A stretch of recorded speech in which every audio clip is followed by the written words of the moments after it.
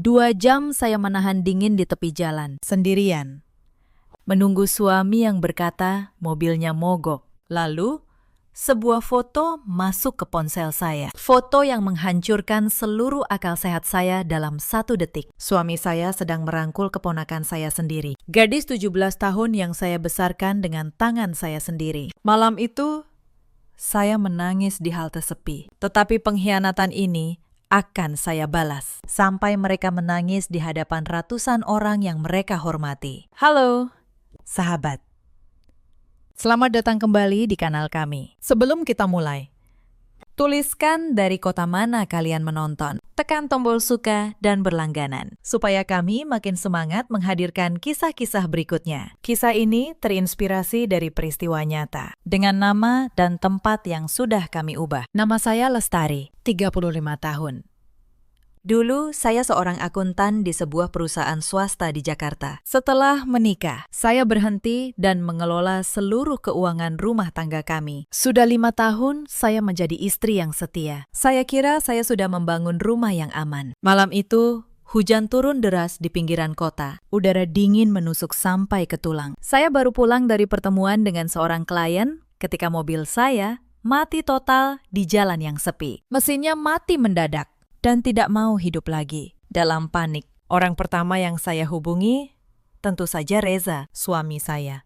Pria yang 5 tahun lalu berjanji melindungi saya dalam keadaan apapun. Suaranya terdengar sangat meyakinkan di seberang telepon. Reza berkata lembut, "Tunggu aku di halte terdekat. Sayang, jangan kemana-mana. Mobilnya biar diderek besok pagi. Aku jemput kamu sekarang juga." Kalimat itu menghangatkan hati saya. Saya mendorong mobil ke pinggir, dibantu seorang warga. Lalu berjalan menembus hujan, menuju halte. Saya duduk di bangku besi yang dingin, berharap melihat lampu mobilnya menembus hujan. 1 jam berlalu. Jalanan makin sepi. Baterai ponsel tinggal belasan %. Saya menelpon lagi. Panggilan pertama tidak diangkat. Panggilan kedua baru tersambung. "Halo, kamu di mana? Saya sudah kedinginan di sini," tanya saya dengan suara bergetar. "Maaf, sayang. Ban mobilku tiba-tiba bocor parah di jalan tol. Aku sedang menunggu petugas untuk ganti ban." "Sabar, sedikit lagi, ya. Cari tempat berteduh yang aman," jawab Reza. Suaranya sedikit terengah, diselingi suara bising yang samar di latar belakang. Rasa kasihan menyergap saya.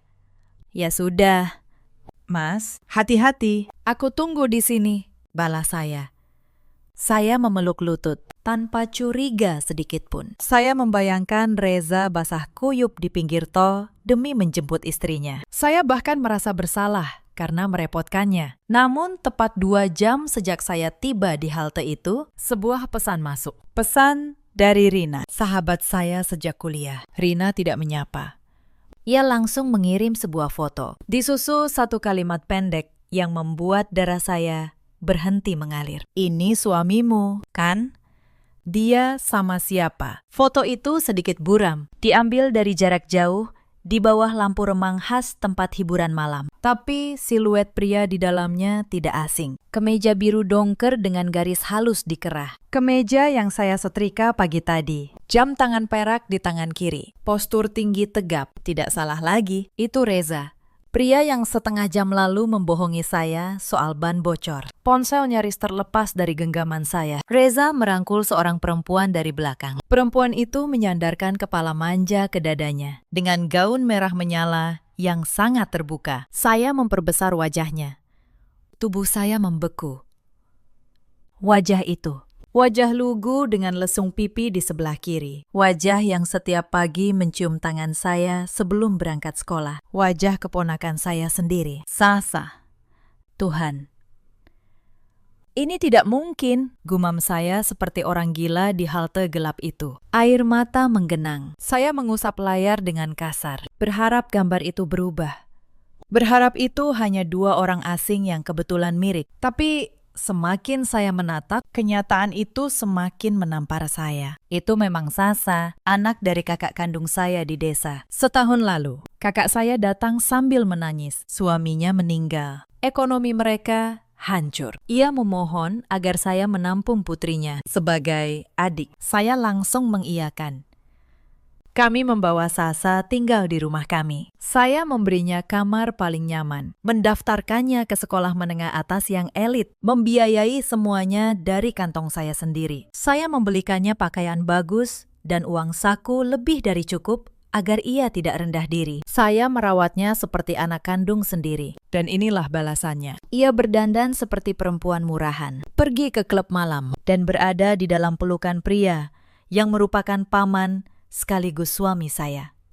Rasa dingin di tubuh saya lenyap, terbakar oleh amarah. Reza membiarkan saya kedinginan 2 jam, sementara ia bersenang-senang menghamburkan uang bersama keponakan saya di tempat hiburan malam. Saya membalas pesan Rina dengan tangan gemetar. Tolong jangan beritahu siapa-siapa dulu. Biar saya yang urus. Terima kasih fotonya. Saya mematikan ponsel. Tangis saya pecah bersama hujan. Dikhianati oleh pria yang saya cintai. Ditusuk dari belakang oleh darah daging yang saya besarkan sendiri. Namun tangis itu tidak lama. Saya mengusap air mata dan berdiri. Hati saya kini mengeras seperti batu. Saya melambaikan tangan ke arah taksi yang melaju pelan di tengah hujan. Saya masuk dengan pakaian basah kuyup. Sopir bertanya, kemana tujuan saya? Tapi saya hanya menyebut alamat rumah dengan suara dingin. Sepanjang perjalanan, saya menatap kosong keluar jendela. Jika saya melabrak mereka malam ini juga, pasti berakhir buruk. Reza pembohong ulung. Sasa punya wajah polos yang menipu. Mereka bisa beralasan bertemu tanpa sengaja. Saya tidak boleh gegabah. Saya harus cerdas. Taksi berhenti di depan rumah. Lampu teras menyala terang. Mobil Reza belum ada di garasi. Saya membayar ongkos, lalu masuk. Saya sengaja tidak menyalakan lampu ruang tamu. Saya berganti baju kering, lalu duduk di sofa ruang tengah dalam kegelapan. Saya menunggu mereka. Setengah jam kemudian, terdengar suara mesin mobil di halaman. Pintu mobil ditutup. Langkah kaki terburu-buru di teras. Kunci diputar, dan pintu utama terbuka. Lampu ruang tamu tiba-tiba dinyalakan. Cahaya membuat saya menyipitkan mata. Di ambang pintu, berdiri 2 manusia itu, Reza dan Sasa. Reza berpakaian sedikit berantakan. Kemejanya kusut. Sasa mengenakan jaket besar milik Reza yang menutupi gaun merahnya. Mereka terlonjak kaget melihat saya duduk bersila di sofa, menatap mereka dengan tatapan tajam dan dingin. Sandiwara 2 wajah ini baru saja dimulai, dan saya siap menjadi penonton yang akan menghancurkan panggung mereka. Sayang, kamu sudah pulang? Tanya Reza. Memecah keheningan. Suaranya bergetar. Ia melangkah ragu mendekat, meninggalkan Sasa yang mematung di dekat pintu. Kok kamu tidak tunggu aku di halte? Aku baru mau meluncur ke sana setelah ban selesai diganti. Saya menatapnya dalam-dalam. Di balik bola mata itu, tersimpan kebohongan yang menjijikan. Saya ingin sekali menampar wajahnya. Namun saya menarik napas panjang, menelan semua amarah itu, dan memaksakan senyum kecil yang hambar. Hujannya terlalu deras. Ponselku mati, kehabisan baterai. Aku kedinginan dan takut sendirian di sana. Jadi, aku stop taksi yang lewat. Jawab saya setenang mungkin. Saya tidak ingin mereka tahu. Badai di kepala saya jauh lebih deras daripada hujan di luar. Oh, syukurlah. Maafkan aku, ya. Sayang, ban mobilku robek. Tukang dereknya lama sekali datang, kata Reza sambil menusap wajah, berakting seolah ia pria paling lelah di dunia. Ia mencoba merangkul bahu saya. Saya sedikit menghindar dengan pura-pura membetulkan bantal. Lalu, kenapa kamu bisa pulang bersama dia? Tanya saya. Mengarahkan pandangan ke Sasa yang perlahan masuk. Reza rupanya sudah menyiapkan jawaban. Tadi, saat aku menunggu di bengkel, dia menelpon. Katanya kerja kelompok di rumah teman, tapi tidak bisa pulang karena hujan deras dan tidak ada ojek. Kebetulan bengkelnya searah, jadi sekalian aku jemput. Kasihan dia kalau pulang malam-malam sendiri. Kerja kelompok. Ulang saya datar. Pandangan saya menyapu Sasa dari ujung kaki sampai kepala. Jaket tebal Reza membungkus tubuhnya, tapi ujung gaun merah ketat itu masih menyembul di bawah. Riasannya sedikit luntur. Sejak kapan kerja kelompok sekolah butuh riasan tebal dan gaun seperti itu? Sasa mencicit dengan suara dibuat semanja mungkin. Ia melepas Reza, lalu memeluk lengan saya. Tadi aku mampir ke acara ulang tahun teman sebentar setelah kerja kelompok. Makanya bajunya agak begini. Tante, jangan marah. Ya. Aku tadi takut sekali di jalan. Hujan deras. Untung ada Om yang mau menjemput. Om baik banget deh sama aku. Panggilan tante dan Om itu terdengar seperti racun di telinga saya. Gadis ini ular berbisa yang pandai. Wajah polos dan suara merajuknya adalah senjata untuk menipu semua orang, termasuk saya. Dulu saya selalu luluh melihat wajahnya. Kini saya ingin mencekik lehernya. Kalian pasti kedinginan. Biar aku buatkan teh, ucap saya. Melepas pelukan tangannya perlahan. Saya berdiri dan melangkah ke dapur, meninggalkan mereka berdua. Saat menyeduh air panas, tangan saya gemetar hebat. Saya mencengkeram tepi meja, memejamkan mata. Mengatur napas. Air mata menggenang. Tapi tidak saya biarkan jatuh. Saya harus kuat. Saya harus mengumpulkan semua bukti sebelum menghancurkan panggung sandiwara ini. Saya membawa nampan berisi 3 cangkir teh ke ruang keluarga. Reza sudah duduk bersandar di sofa, menonton televisi. Sasa duduk di karpet di bawah kakinya, sibuk dengan ponsel. Pemandangan yang biasa bagi sebuah keluarga. Namun kini terasa sangat salah dan kotor. Silakan diminum, tehnya masih panas, ujar saya sambil meletakkan nampan di meja kaca. Saya duduk di kursi tunggal, berhadapan dengan Reza. Saat ia mencondongkan tubuh mengambil cangkir, kerah kemeja biru dongkernya sedikit terbuka. Mata saya yang kini setajam elang, langsung menangkap sebuah noda kecil di kerah bagian dalam. Noda merah bata. Itu bukan saus atau kotoran, itu bekas ciuman. Saya melirik bibir Sasa. Gadis itu memakai lipstik merah bata yang sama persis dengan noda di kemeja Reza. Perut saya kembali teraduk. Rasa jijik merayap naik ke tenggorokan. Mereka baru saja bermesraan, lalu pulang ke rumah ini dan duduk di depan saya, seolah paman dan keponakan yang paling bermoral di dunia. Terima kasih, sayang. Teh buatanmu selalu yang terbaik, puji Reza. Ia tersenyum manis. Senyum yang 5 tahun ini membuat saya jatuh cinta. Kini terlihat seperti senyum iblis. Sama-sama. Kalian minumlah dulu. Aku mau istirahat. Kepalaku sedikit pusing karena kehujanan tadi, ucap saya. Saya berdiri dan berjalan ke kamar utama tanpa menunggu jawaban. Saya tidak sanggup lagi berada di ruangan yang sama dengan mereka. Sesampainya di kamar, saya mematikan lampu dan berbaring. Saya tidak benar-benar tidur. Mata saya menatap langit-langit dalam gelap. Saya menunggu dengan penuh kesabaran. Sekitar 1 jam kemudian, pintu kamar terbuka pelan. Reza masuk mengendap ke kamar mandi, lalu keluar dengan baju tidur. Ia meletakkan ponsel di nakas, menyambungkannya ke kabel pengisi daya, lalu berbaring di samping saya. Saya mengatur nafas agar terdengar berat dan teratur, berpura-pura tidur pulas. Reza membelakangi saya dan menarik selimut. Setengah jam kemudian, terdengar dengkuran halus. Ia sudah tertidur lelap. Kelelahan bermaksiat seharian. Inilah saat yang saya tunggu. Saya membuka mata perlahan dalam kegelapan. Saya bangkit dari tempat tidur dengan gerakan sangat pelan agar kasur tidak bergoyang. Jantung saya berdetak kencang. Saya melangkah tanpa suara menyetari tempat tidur menuju nakas di sisi Reza. Tangan saya terulur, meraih ponsel pintarnya yang sedang diisi daya. Saya mencabut kabelnya hati-hati. Ponsel ini kunci utama. Sejak awal menikah, kami saling tahu kata sandi masing-masing. Itu selalu ia jadikan bukti bahwa ia pria setia tanpa rahasia. Dulu, saya percaya omong kosong itu. Tapi malam ini, saya tahu. Pria pembohong selalu punya cara menyembunyikan bangkainya. Saya membawa ponsel itu keluar dan mengunci diri di kamar mandi. Saya duduk di tutup kloset, menyalakan layar. Saya memasukkan kata sandi yang biasa ia gunakan. 6 digit, tanggal pernikahan kami. Kunci terbuka. Saya menelusuri isinya. Aplikasi pesan, Shurel, riwayat panggilan, galeri. Semuanya bersih. Terlalu bersih untuk pria yang baru tertangkap kamera memeluk perempuan lain. Tidak ada percakapan mencurigakan. Tidak ada foto aneh. Apakah saya salah? Apakah foto Rina itu hanya kebetulan? Tidak. Mata saya tidak mungkin salah melihat noda lipstik di kerahnya tadi. Pasti ada sesuatu yang disembunyikan di dalam ponsel ini. Saya kembali ke menu utama, mengamati deretan icon satu persatu. Semua tampak normal. Aplikasi perbankan, media sosial, permainan.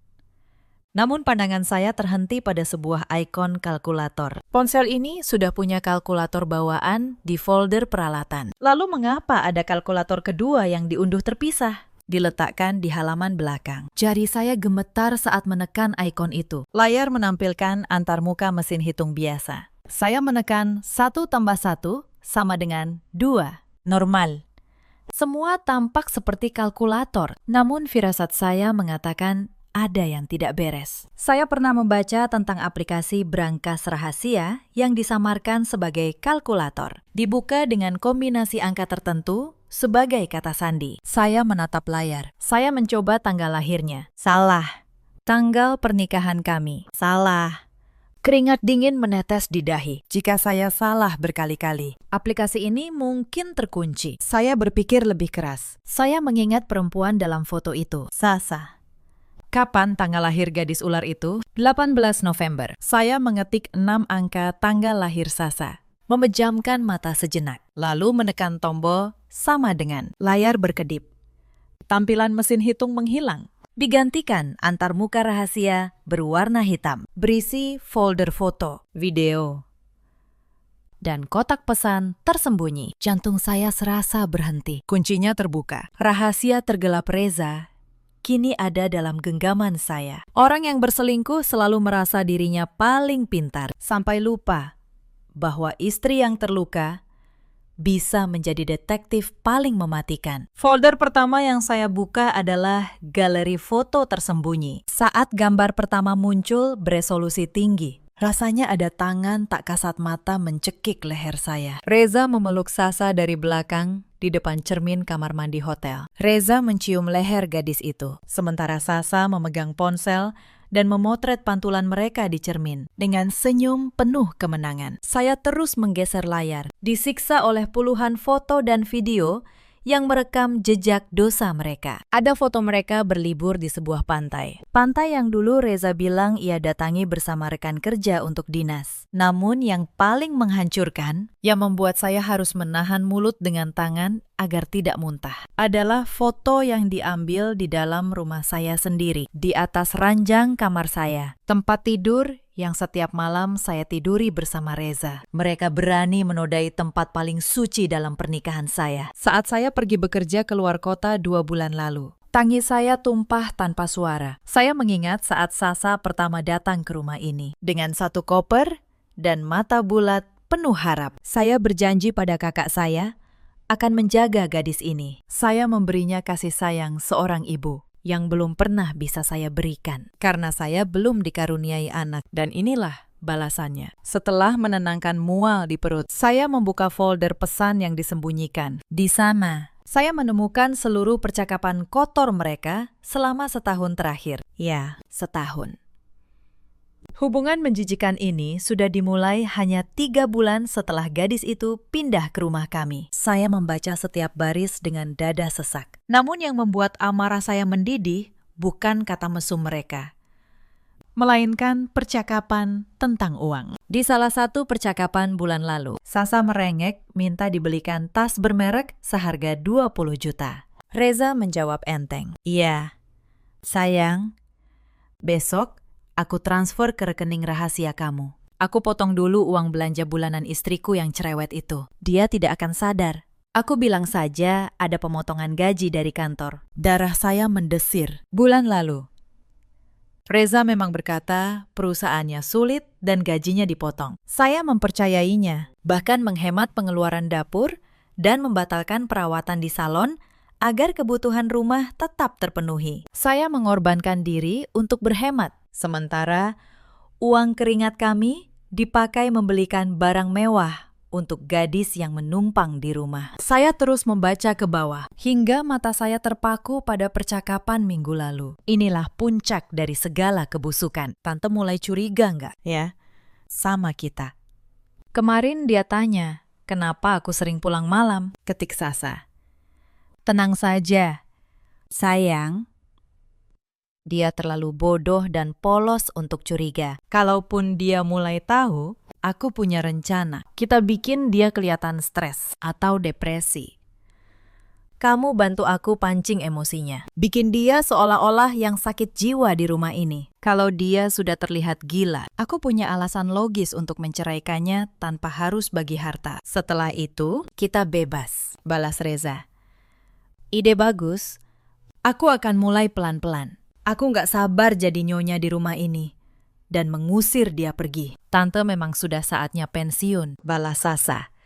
Napas saya terasa panas. Mereka tidak hanya merencanakan perselingkuhan. Mereka merencanakan kehancuran mental saya. Ingin membuat saya terlihat gila, merebut seluruh harta, dan menendang saya keluar dari rumah yang saya bangun. Gadis yang saya sekolahkan itu ingin menggantikan posisi saya. Saya tidak akan membiarkannya. Saya tidak akan menangis lagi. Saya mengeluarkan ponsel lama saya dari laci kabinet kamar mandi. Saya memotret setiap layar percakapan yang paling krusial. Saya menyalin folder galeri. Lalu saya menggunakan fitur teruskan pesan untuk mengirim puluhan foto dan tangkapan layar itu ke sebuah alamat surel rahasia yang baru saya buat beberapa hari lalu untuk urusan pekerjaan. Saya memastikan semua bukti terkirim sempurna. Setelah itu, saya menghapus semua riwayat pengiriman dari ponsel Reza agar tidak ada jejak bahwa aplikasi rahasia ini dibuka. Saya menutup aplikasi kalkulator itu, mengusap layarnya dengan tisu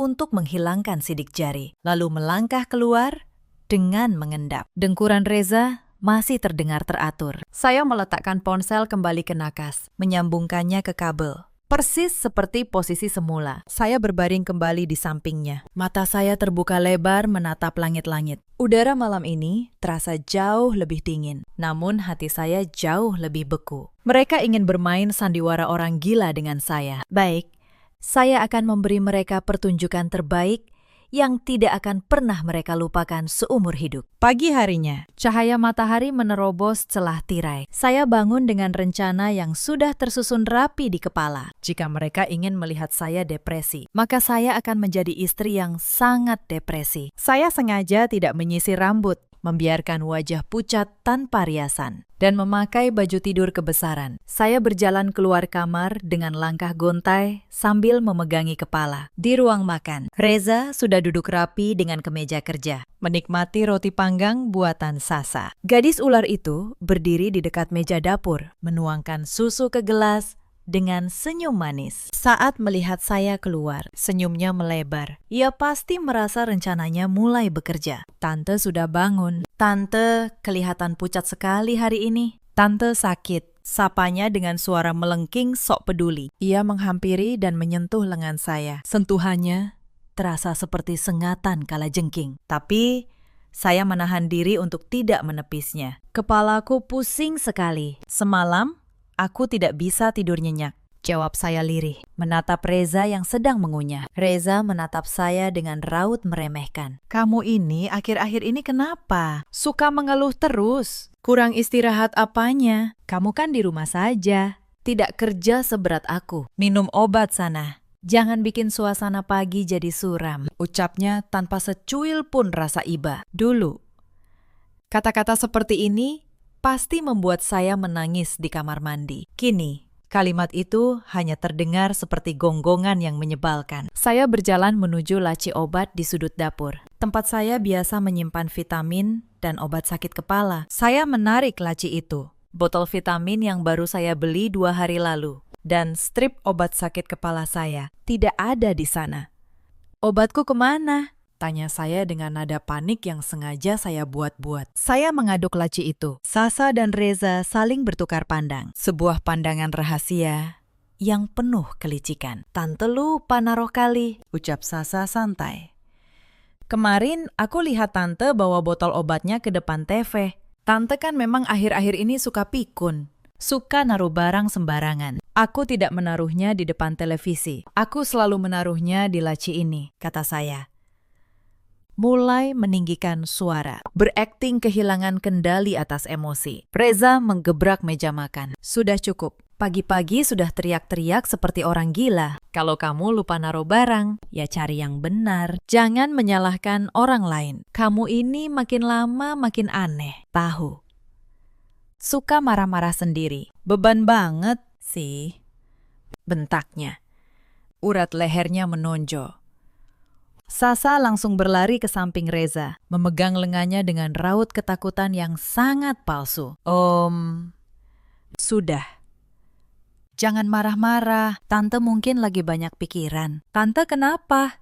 Sih, jahat sama aku. Aku kan cuma mau bantu ngingetin, ucapnya sambil meneteskan air mata buaya. Saya menatap mereka berdua. Pasangan pengkhianat yang berperan seolah merekalah korban dari istri yang tidak waras. Saya menggigit bibir, menundukkan wajah, lalu berjalan cepat ke kamar. Di balik pintu, saya tidak menangis. Saya justru tersenyum miring. Rencana mereka berjalan persis seperti yang saya baca. Mereka pikir merekalah yang mengendalikan permainan ini. Mereka tidak sadar. Sayalah yang mengendalikan mereka. Keesokan harinya, saat Reza berangkat kerja dan Sasa pergi ke sekolah, saya langsung berganti pakaian rapi. Saya mengambil semua dokumen penting dari brankas pribadi di kamar saya. Buku tabungan bersama, sertifikat rumah, dan berbagai surat berharga. Reza terlalu meremehkan saya. Ia lupa, selama ini sayalah yang mengatur seluruh keuangan rumah tangga. Nama saya ada di setiap rekening penting kami. Saya menyetir menuju kantor cabang utama bank di pusat kota. Saya duduk di hadapan petugas dengan wajah tenang, penuh perhitungan. Saya ingin memindahkan seluruh saldo dari 2 rekening bersama ini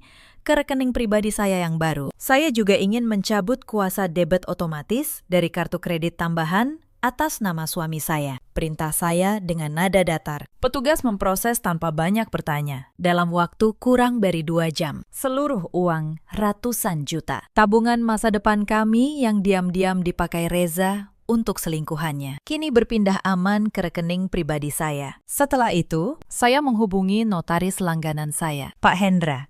Saya memintanya menyiapkan berkas-berkas legal yang akan melindungi saya dari segala tuntutan hukum pembagian harta nantinya. Saya mengamankan masa depan saya sebelum iblis-iblis itu sempat menyadarinya. Malam harinya di rumah, sandiwara kembali berlangsung. Saya kembali bersikap diam dan lemah. Reza tampak senang melihat perubahan saya yang seolah makin hari makin layu. Saat makan malam, ia berdaham. Oh ya, minggu depan, keponakan tersayang kita ini ulang tahun ke-17. Sweet 17. Aku berencana membuat pesta besar untuknya. Kita sewa gedung di hotel. Undang semua keluarga besar dari desa. Dan teman-teman sekolahnya. Bagaimana menurutmu? Tanyanya.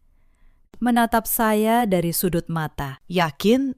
Saya tidak akan berani membantah. Sasa langsung menjerit kegirangan. Bertepuk tangan seperti anak kecil. Beneran, Om baik banget. Aku sayang banget sama Om. Ia melirik saya dengan senyum penuh kemenangan. Mereka pasti berpikir pesta ini sengaja diadakan untuk menyiksa saya secara mental. Saya meletakkan sendok perlahan. Pikiran saya bekerja cepat. Keluarga besar dari desa akan hadir. Kakak kandung saya, ayah dari gadis ini, juga akan datang. Teman-teman sekolahnya akan berkumpul di satu tempat. Ini bukan lagi sekadar pesta ulang tahun. Ini panggung eksekusi berskala besar yang diserahkan langsung ke tangan saya oleh Reza sendiri, secara sukarela. Saya menatap mereka bergantian, lalu tersenyum sangat tipis. Tentu saja, itu ide yang sangat bagus. Keponakan kita memang pantas mendapat pesta yang paling berkesan. Kalau begitu, biar aku yang mengurus souvenir dan video dokumentasi kecilnya yang akan ditayangkan di layar gedung nanti, ya? Tanya saya dengan nada selembut mungkin. Reza tertawa pelan, merasa menang karena berhasil menundukkan istri yang ia anggap mulai gila. Boleh? Urus saja yang kecil-kecil itu, biar aku yang urus gedung dan cateringnya. Jangan sampai ada yang salah. Jangan bikin malu keluarga di depan tamu. Jangan khawatir.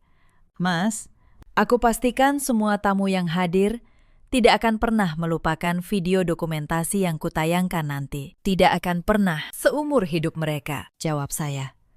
Mereka tidak menyadari penekanan pada kalimat itu. Hari-hari menjelang pesta, penuh kesibukan yang membuat perut saya mual. Reza tidak tanggung-tanggung mengeluarkan uang untuk pesta gadis ular itu. Setiap malam, ruang keluarga dipenuhi brosur catering mewah, katalog gaun desainer, dan daftar tamu ratusan orang. Saya pura-pura membaca majalah, sementara mata dan telinga saya merekam setiap detail. Reza dan Sasa duduk berdampingan, sesekali bersentuhan. Setiap sentuhan itu kini terlihat menjijikan. Kamu mau tema warna apa untuk pestamu nanti? Sayang, tema emas dan putih.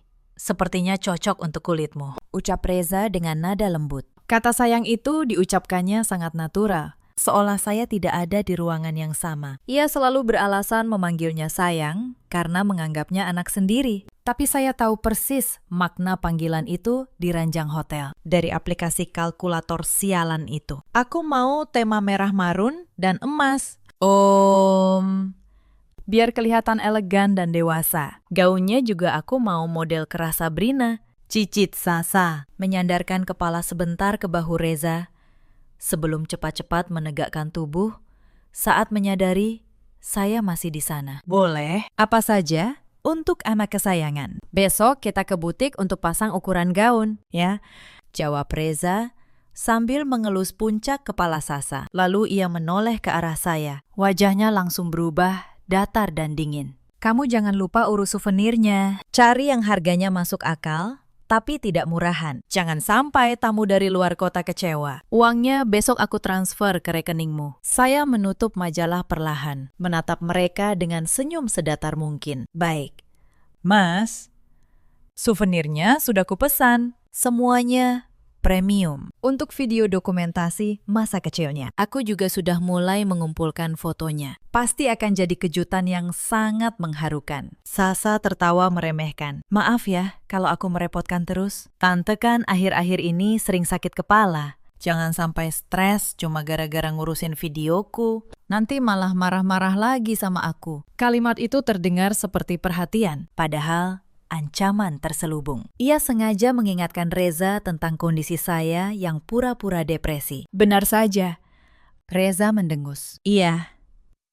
Kerjakan pelan-pelan saja. Kalau memang kamu merasa tidak sanggup dan otakmu mulai tidak kuat berpikir, bilang saja, biar aku suruh panitia gedung yang mengurus. Jangan memaksakan diri. Lalu ujung-ujungnya mengamuk tidak jelas di rumah. Sindir Reza dengan kejam. Tangan saya mengepal kuat di bawah majalah. Kuku menancap ke telapak. Saya menelan amarah. Memaksakan diri mengangguk lemah. Tidak apa-apa, aku masih sanggup. Aku ingin memberikan yang terbaik untuk keponakan kita. Ini akan menjadi karya terakhirku yang paling berkesan. Mereka tidak menyadari penekanan pada kata terakhir. Reza hanya mengibaskan tangan, menyuruh saya kembali ke kamar karena merasa terganggu dengan kehadiran saya. Saya berdiri dan melangkah pergi, meninggalkan mereka yang kembali asyik membahas kue tart bertingkat 5. Begitu pintu kamar tertutup, senyum patuh di wajah saya lenyap seketika, tergantikan tatapan sedingin es. Malam itu, saat rumah sudah terlelap, saya menyalakan laptop di meja rias. Saya membuka aplikasi pengeditan video. Di sana sudah tersusun puluhan foto masa kecil Sasa. Foto saat bayi, belajar, berjalan, dan kelulusan sekolah dasar di desa. Semua memancarkan kepolosan dan harapan. Namun di menit ketiga dari susunan video itu, transisi manis itu akan berakhir. Saya membuka folder rahasia berisi tangkapan layar dan foto dari ponsel Reza yang sudah saya salin. Tangan kiri saya gemetar saat menyeret satu persatu bukti menjijikan itu ke dalam baris waktu video. Saya menempatkan tangkapan layar percakapan mereka, merencanakan untuk membuat saya gila. Saya menempatkan bukti rekening yang menunjukkan Reza mentransfer puluhan juta rupiah untuk membeli tas mewah. Sebagai puncak tayangan, saya memasukkan beberapa foto mereka berpelukan di depan cermin kamar mandi hotel dan foto berciuman mesra di dalam mobil. Tentu saja, saya memberi sensor pada bagian yang terlalu vulgar agar pihak hotel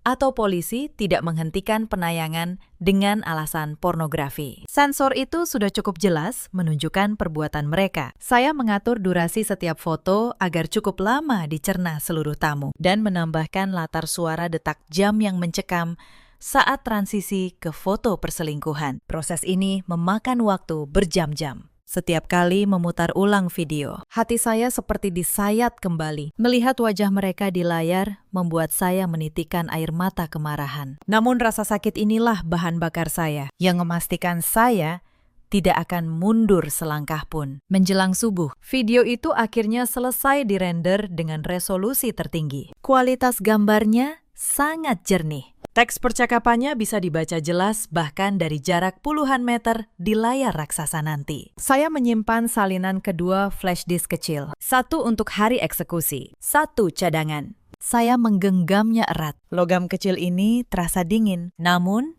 berdaya ledak lebih dahsyat dari bom bagi kehidupan dua manusia di rumah ini. Mereka merencanakan kehancuran mental saya dengan lambat dan menyiksa. Namun saya akan memberikan kehancuran instan yang akan meremukan tulang punggung mereka di depan semua orang yang mereka hormati. 2 hari kemudian, gladi bersih diadakan di gedung Hotel Bintang 5, tempat acara akan berlangsung. Saya datang membawa flash disk dan langsung menemui petugas operator multimedia di ruang kendali. Di bagian belakang atas, ruang serbaguna. Ruangan itu sedikit gelap, dipenuhi kabel dan tombol. Ini flash disk untuk video presentasi nanti malam. Saya ingin memastikannya berjalan. Ucap saya pada petugas muda yang bertugas. Ia menyambungkan flash disk ke komputernya. Mau diputar untuk dicek sekarang. Bu, saya cepat menahan tangannya. Tidak usah sampai habis. Cukup 10 detik pertama saja untuk memastikan rasio layarnya pas dengan proyektor. Videonya berisi kejutan dari keluarga. Saya tidak ingin ada panitia lain yang melihatnya sebelum hari H. Petugas itu mengangguk paham dan memutar bagian awal yang hanya berisi foto polos Sasa. Gambar muncul sempurna di layar raksasa yang membentang di tengah panggung, hampir menutupi seluruh dinding. Siapapun yang duduk di barisan paling belakang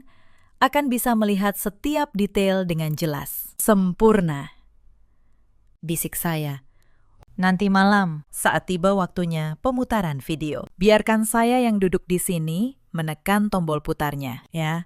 Saya ingin memastikan waktunya tepat. Setelah pembawa acara memberi aba-aba, pinta saya. Sambil menyelipkan beberapa lembar uang ratusan ribu ke saku kemejanya. Petugas itu tersenyum lebar dan menyetujui tanpa curiga. Saya melangkah keluar, menatap panggung megah yang dihias ribuan mawar merah marun. Senyum dingin kembali terukir di bibir saya. Kado istimewa ini sudah dibungkus rapi. Tidak ada yang lebih memuaskan daripada melihat musuh tertawa bahagia sesaat sebelum kau menjatuhkannya ke dasar jurang. Malam yang ditunggu akhirnya tiba. Gedung serbaguna itu disulap menjadi istana megah. Karpet merah membentang dari pintu hingga panggung. Ratusan kursi berbalut satin emas mengelilingi meja bundar berhias bunga segar. Ini pesta yang biasanya hanya dinikmati anak pengusaha kaya, bukan anak janda miskin di desa yang menumpang pada pamannya. Tamu mulai berdatangan. Teman-teman sekolah Sasa hadir dengan gaun dan setelan jas rapi. Namun yang paling menarik perhatian saya adalah kedatangan keluarga besar dari desa. Kakak kandung saya, ibu dari Sasa, masuk dengan kebaya sederhana yang baru dibelinya khusus untuk acara ini. Di belakangnya, beberapa kerabat dekat ikut hadir. Kagum melihat kemewahan yang belum pernah mereka saksikan. Saya menyambut kakak saya di pintu masuk. Ia langsung memeluk saya sambil menangis terharu. Adikku sayang, terima kasih banyak.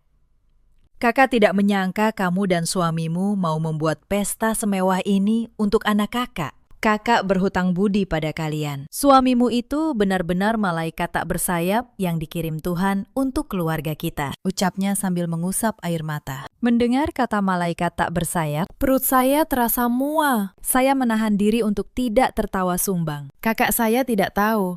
Pria yang ia sebut malaikat itu adalah iblis yang sedang meniduri anak kandungnya sendiri. Ia tidak tahu uang untuk menyewa gedung ini adalah uang yang dicuri Reza dari tabungan masa depan saya. Saya menepuk punggungnya, menekan seluruh emosi. Sudah, jangan menangis. Nanti riasannya luntur. Nikmati saja pestanya. Ini akan menjadi malam yang bersejarah untuk keluarga kita. Balas saya tenang. Kakak saya mengangguk dan menuju meja VIP di barisan depan. Sesaat kemudian, suara pembawa acara memecah keriuhan, meminta seluruh tamu berdiri menyambut bintang utama malam ini. Pintu utama terbuka lebar. Masuklah Sasa.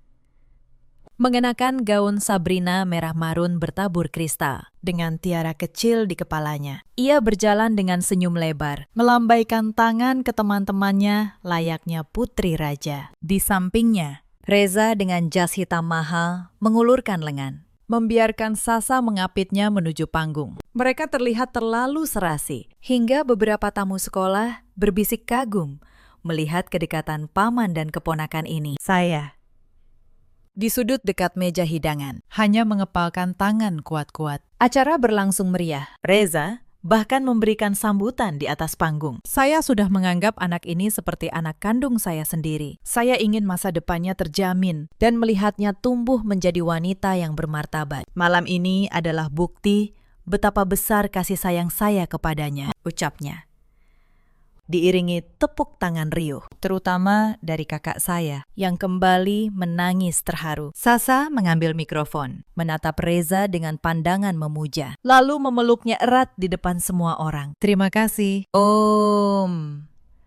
Om adalah pria paling hebat yang pernah aku kenal. Saya menyesap minuman, rasanya hambar di lidah. Mereka merasa aman. Mereka merasa telah berhasil menipu saya, keluarga saya, dan seluruh orang di ruangan ini. Jarum jam menunjukkan pukul 9 malam. Inilah saatnya. Saya meletakkan gelas, berjalan mengendap, menyusuri sisi ruangan yang gelap, lalu menaiki tangga kecil menuju ruang operator. Petugas yang tempo hari saya temui sudah bersiap. Sudah waktunya. Bu, tanyanya sopan. Iya. Biar saya yang ambil alih komputernya sekarang. Kamu istirahat sebentar di luar saja. Ini mungkin akan sedikit emosional, ucap saya dengan senyum tipis. Petugas itu mengangguk dan berdiri di pintu keluar. Saya duduk di kursi beroda. Di depan, monitor menampilkan folder berisi flash disk rahasia. Jantung berdetak kencang.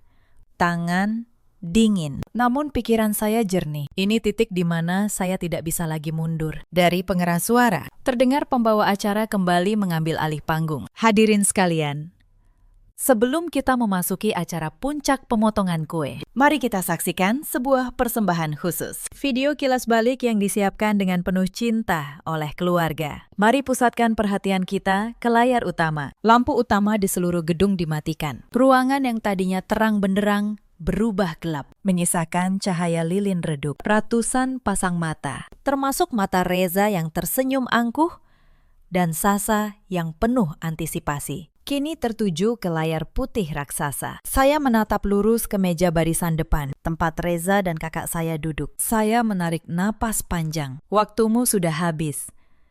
Bisik saya pelan ke arah kegelapan. Dengan satu gerakan tegas, tanpa keraguan, jari telunjuk saya menekan tombol putar. Layar raksasa menyala terang, membelah kegelapan. Kado kehancuran itu kini resmi terbuka lebar. Menit pertama berjalan normal. Layar menampilkan foto bayi dalam pangkuan ibunya, diiringi musik lembut.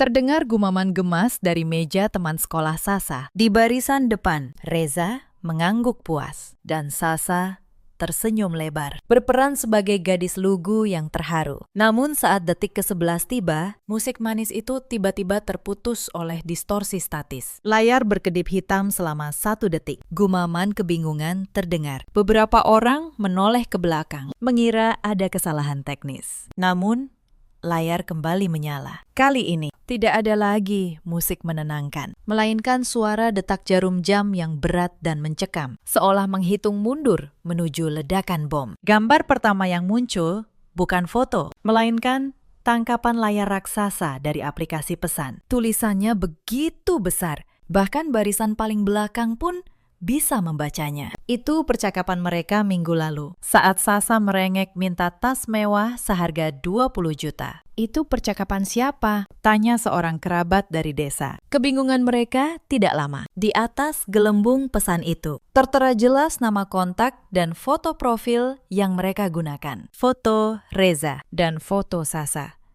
Gambar berganti ke tangkapan layar berikutnya. jauh lebih mematikan. Layar menampilkan teks Reza secara utuh. Soal rencana membuat saya terlihat gila agar bisa diceraikan tanpa bagi harta. Disusul balasan Sasa yang ingin segera menjadi nyonya di rumah dan mengusir saya. Seluruh orang di gedung mewah itu seakan terhenti. Kesunyian mencekam turun menyelimuti ruangan. Semua mata membaca rentetan kalimat kejam yang terpampang di depan mereka. Di barisan depan, Sasa, sang putri semalam, langsung berdiri dari kursinya. Wajahnya yang tadi merona, kini sepucat mayat. Ia membuka mulut, tapi tidak ada suara yang keluar. Reza ikut berdiri, matanya melotot.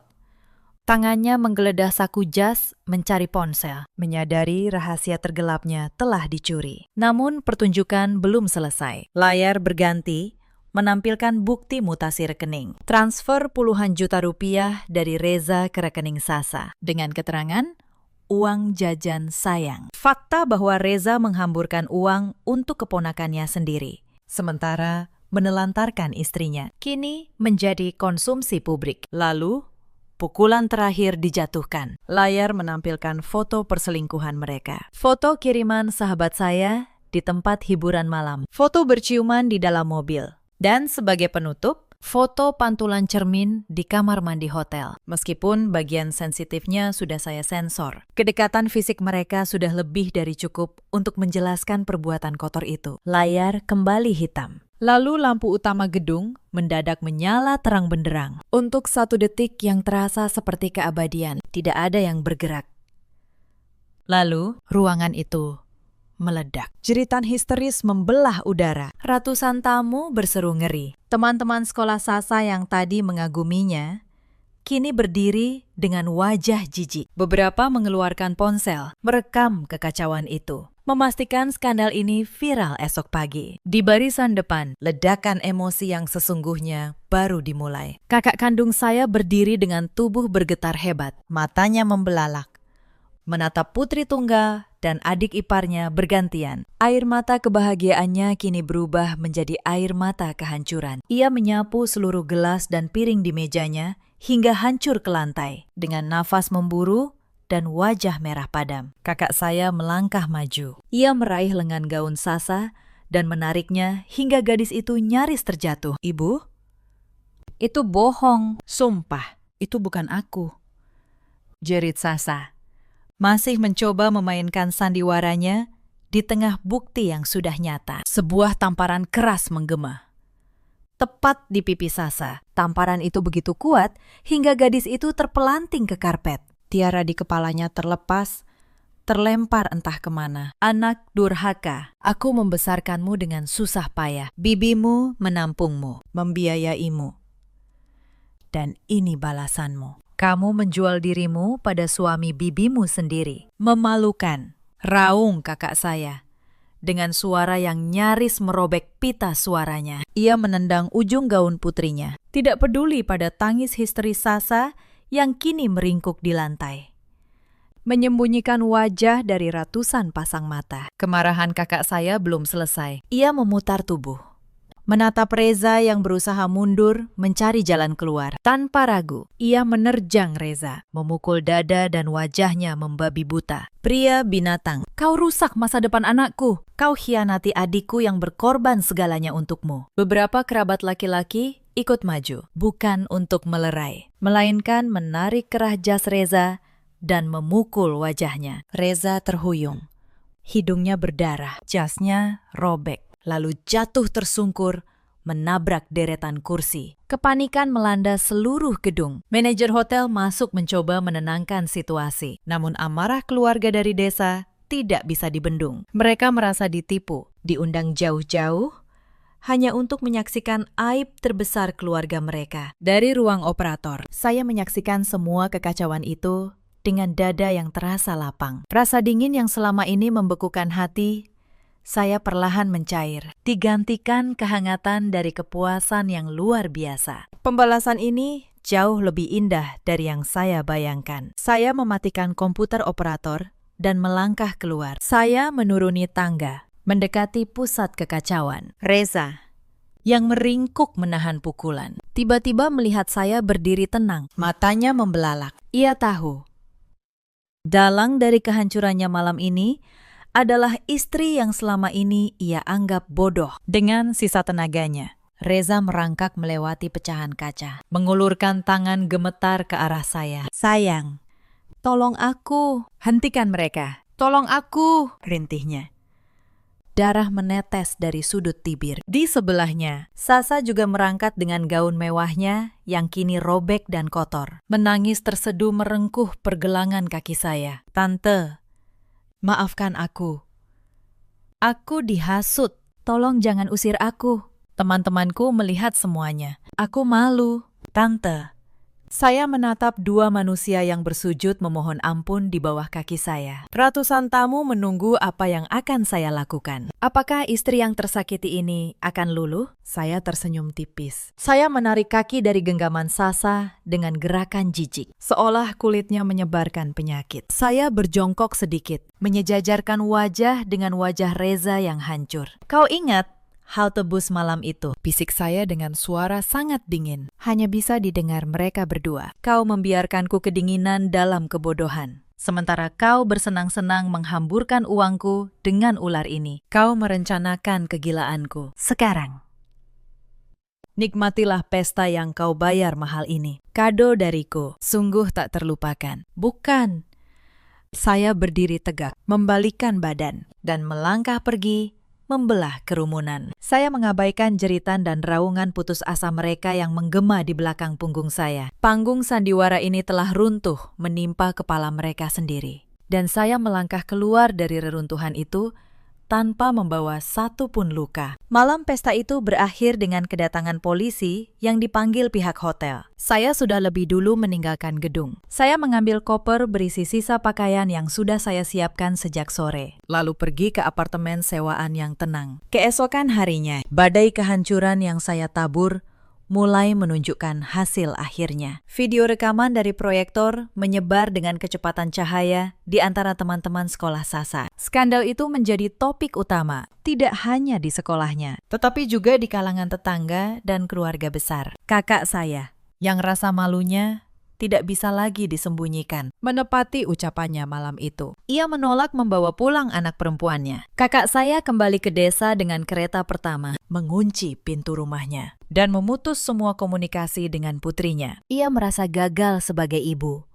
dan tidak sanggup menanggung sanksi sosial dari tetangga di kampung halaman. Sasa ditinggalkan sendirian di kota besar, tanpa sepeser uang. Pihak sekolah elit langsung memberinya surat pemberhentian tidak hormat. Gadis yang dulu bermimpi menjadi nyonya besar, kini luntang-lantung. Suatu hari, ia mendatangi saya di apartemen dengan pakaian lusuh, memohon agar saya menerimanya kembali, berjanji menjadi pembantu seumur hidup, asalkan diberi tempat berteduh. Saya hanya menatapnya dari balik celah pintu dan mengucapkan satu kalimat dingin. "Tante sudah pensiun menjadi pahlawanmu." Lalu saya menutup pintu rapat-rapat, mengabaikan ketukan tangannya, hingga ia diusir oleh satpam apartemen. Namun penderitaan Sasa belum sebanding dengan apa yang menimpa Reza. 2 hari setelah malam itu, ia dipanggil pihak hotel. Mereka menuntut pelunasan sisa biaya sewa gedung, catering, dan ganti rugi atas kerusakan properti. Tagihannya mencapai hampir 100 juta rupiah. Dengan wajah penuh perban, Reza mendatangi bank untuk menarik uang dari rekening bersama kami. Di sanalah ia menerima hantaman palu godam yang sesungguhnya. Petugas memberitahu, saldo rekening itu kosong. Seluruh dana telah dipindahkan secara sah ke rekening pribadi atas nama saya. Karena ia sendiri yang memberi saya kuasa penuh atas pembukuan keluarga. Saat ia mencoba kartu kredit tambahannya, mesin menolaknya.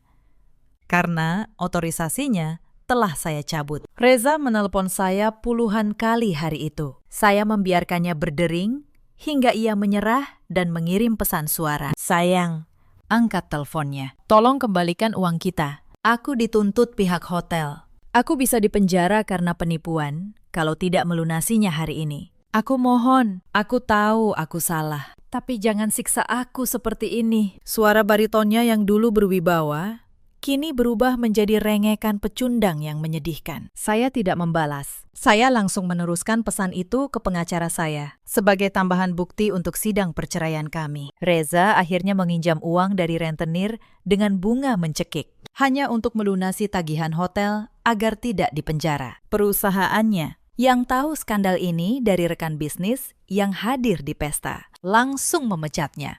Ia jatuh dari manajer menjadi pengangguran yang terlilit hutang ratusan juta dalam waktu kurang dari seminggu. Proses perceraian kami berjalan cepat. Reza tidak hadir di persidangan karena sibuk bersembunyi dari kejaran penagih utang. Rumah yang sertifikatnya sebagian besar dicicil menggunakan gaji saya akhirnya resmi jatuh ke tangan saya setelah hakim mengetuk palu. Saya memenangkan segalanya. Hak milik rumah, tabungan, dan yang paling penting, kebebasan.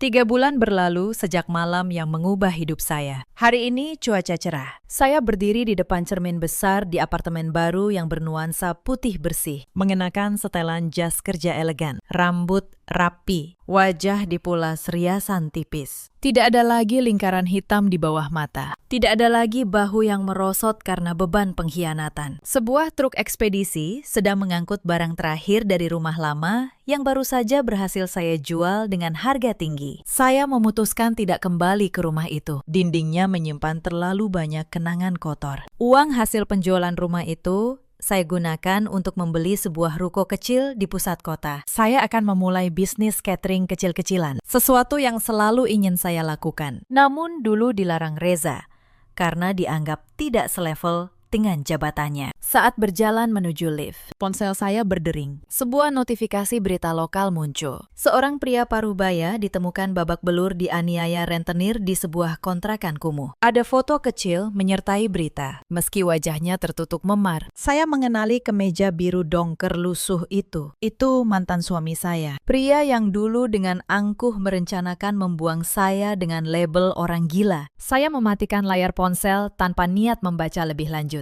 Rasa iba sama sekali tidak terlintas di hati saya. Cerita ini mengajarkan kita satu hal. Jangan pernah mengkhianati orang yang telah memberimu segalanya. Dan jangan pernah meremehkan ketenangan seorang perempuan yang sedang terluka. Ada banyak perempuan di luar sana yang seperti saya dulu. Mereka mengorbankan karir, menghemat untuk dapur, dan menutup mata pada kebohongan demi menjaga sebuah rumah tangga. Mereka kira kesetiaan akan dibalas dengan kesetiaan. Ada juga banyak suami di luar sana seperti Reza, pria yang merasa paling pintar, yang mengira istrinya terlalu bodoh untuk menyadari pengkhianatan di depan matanya. Ada pula gadis-gadis muda di luar sana seperti Sasa. Mereka menukar masa depan dan harga diri demi tas mewah dan kemewahan sesaat, melupakan tangan yang dulu memberi mereka makan. Reza kini menjadi pengangguran yang dikejar hutang. Sasa kehilangan sekolah, keluarga, dan masa depannya. Sementara saya, perempuan yang dulu menggigil sendirian di halte sepi, kini berdiri tegak membangun istana saya sendiri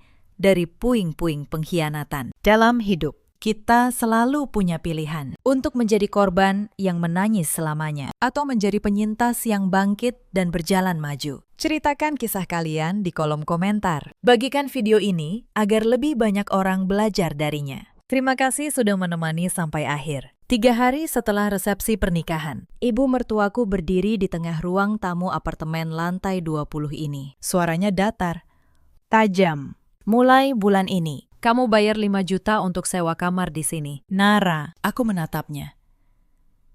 Di sebelahnya, adik iparku Fania tersenyum kecil, pura-pura prihatin. Mereka tidak tahu satu hal, apartemen mewah ini dan villa yang selama ini mereka banggakan di depan tetangga. Dua-duanya berdiri atas namaku. Sertifikat asli ada di brankas pribadiku. Saat seluruh kebenaran terbuka, saat semua kesombongan itu runtuh dalam satu malam, siapa yang akhirnya berlutut memohon di hadapanku? Tonton sampai akhir, karena akhir cerita ini akan membuat kalian terdiam. Selamat datang kembali di kanal ini, tempat kita berbagi kisah nyata tentang keluarga, harga diri, dan keadilan yang selalu datang pada waktunya. Kalau kalian suka cerita seperti ini, tekan tombol berlangganan. Sekarang, mari kita mulai. Namaku Nara. 29 tahun. Aku bekerja sebagai auditor di sebuah firma keuangan di kawasan Sudirman. Sudah 7 tahun, aku menelusuri angka, mencari kebohongan yang disembunyikan orang di balik laporan rapi. Pekerjaanku mengajarkan satu hal, angka tidak pernah berbohong. Manusia yang berbohong. 3 minggu yang lalu, aku berdiri di altar dengan gaun putih panjang. Aku percaya aku perempuan paling beruntung. Pria yang menggenggam tanganku hari itu bernama Arga. Sosok yang kukira akan menjadi tempatku pulang. Hari pernikahan itu indah. Bunga di mana-mana, tamu yang tersenyum. Bu Sulastri, yang saat itu masih memanggilku anakku sayang, memelukku di depan semua orang. Aku menangis bahagia. Aku pikir aku menemukan keluarga. Aku pikir aku menemukan rumah. Betapa naifnya aku saat itu. Aku yang setiap hari membongkar kepalsuan dalam pekerjaanku. Tidak melihat kepalsuan yang berdiri tepat di sampingku. Memegang tanganku di altar. Tapi mungkin itu bukan karena aku buta. Mungkin karena aku memang ingin percaya. Setiap orang, sekuat apapun, punya satu titik di mana ia ingin dicintai dengan tulus. Dan di titik itulah mereka menyergapku. Aku menyukai Arga karena ia sederhana. Ia tidak pernah membicarakan uang. Ia mengaku hanya pegawai biasa di perusahaan logistik. Aku tidak keberatan. Aku sendiri tidak pernah menyebut berapa yang kumiliki. Kami bertemu setahun sebelumnya di sebuah seminar keuangan. Aku menjadi pembicara. Ia datang sebagai peserta. Saat itu, ia mendekatiku, mengaku tertarik pada caraku menjelaskan angka. Aku terpikat pada kesederhanaannya, atau begitulah yang kukira. Selama berpacaran, Arga selalu hangat. Ia mengantarku pulang. Ia mengingat hal-hal kecil. Ia tidak pernah meminta apapun dariku. Aku pikir aku menemukan pria yang mencintaiku karena diriku, bukan karena hartaku. Aku tidak tahu di belakangku. Arga sudah menyelidiki siapa aku sebenarnya. Belakangan, jauh setelah semua ini, aku baru mengerti. Keluarganya tahu aku punya uang. Mereka tidak tahu seberapa banyak, tapi mereka tahu cukup untuk memutuskan bahwa aku layak dijadikan sasaran. Pernikahan ini bagi mereka bukan tentang cinta, tentang panen. Itulah kesalahanku. Aku pikir diam adalah bentuk kerendahan hati. Ternyata bagi keluarga Arga, diam adalah tanda bahwa aku bisa diinjak. Tapi mereka melakukan satu kesalahan besar. Mereka memilih korban yang salah. Mereka tidak tahu perempuan yang mereka kira polos ini menghabiskan hari-harinya membongkar penipuan yang jauh lebih rapi dari yang bisa mereka bayangkan. Sore itu, di apartemen yang baru kami tempati, ilusi indah itu menguap tanpa sisa. Pendingin ruangan terasa mencekik. Bu Sulastri, ibu mertuaku, duduk di sofa kulit dengan punggung tegak. Vanya, adik perempuan Arga, 27 tahun, duduk di sampingnya sambil menyeruput kopi yang baru kubuat. Duduklah, Nara, kata Bu Sulastri. Ada yang harus kita bicarakan sebagai keluarga. Aku duduk. Arga berdiri di dekat jendela, memunggungiku. Ia tidak menoleh sama sekali. Apartemen ini milik keluarga kami, lanjut Bu Sulastri. Merawat aset seperti ini butuh biaya, listrik, perawatan, keamanan. Wajar kalau kamu ikut menanggung 5 juta sebulan. Itu pun sudah murah. Aku menatap Arga, meminta penjelasan. Tapi suamiku tetap diam, menatap jalanan di bawah. Mas, kataku pelan. Bukankah sebelum menikah, kamu bilang apartemen ini sudah lunas, milik pribadi? Bu Sulastri mendengus. Sebuah tawa kecil yang sinis. Jangan banyak tanya, Nara. Kamu ini datang dari keluarga biasa, karyawati biasa. Kamu harus tahu diri, bersyukur kami terima kamu di keluarga ini. Vania menambahkan dengan suara manis yang menusuk. Iya, Mbak Nara. Ini demi kebaikan bersama. Jangan dianggap beban, ya. Aku tidak menjawab. Aku hanya mencatat, diam-diam, seperti yang selalu kulakukan pada laporan keuangan yang penuh keganjilan.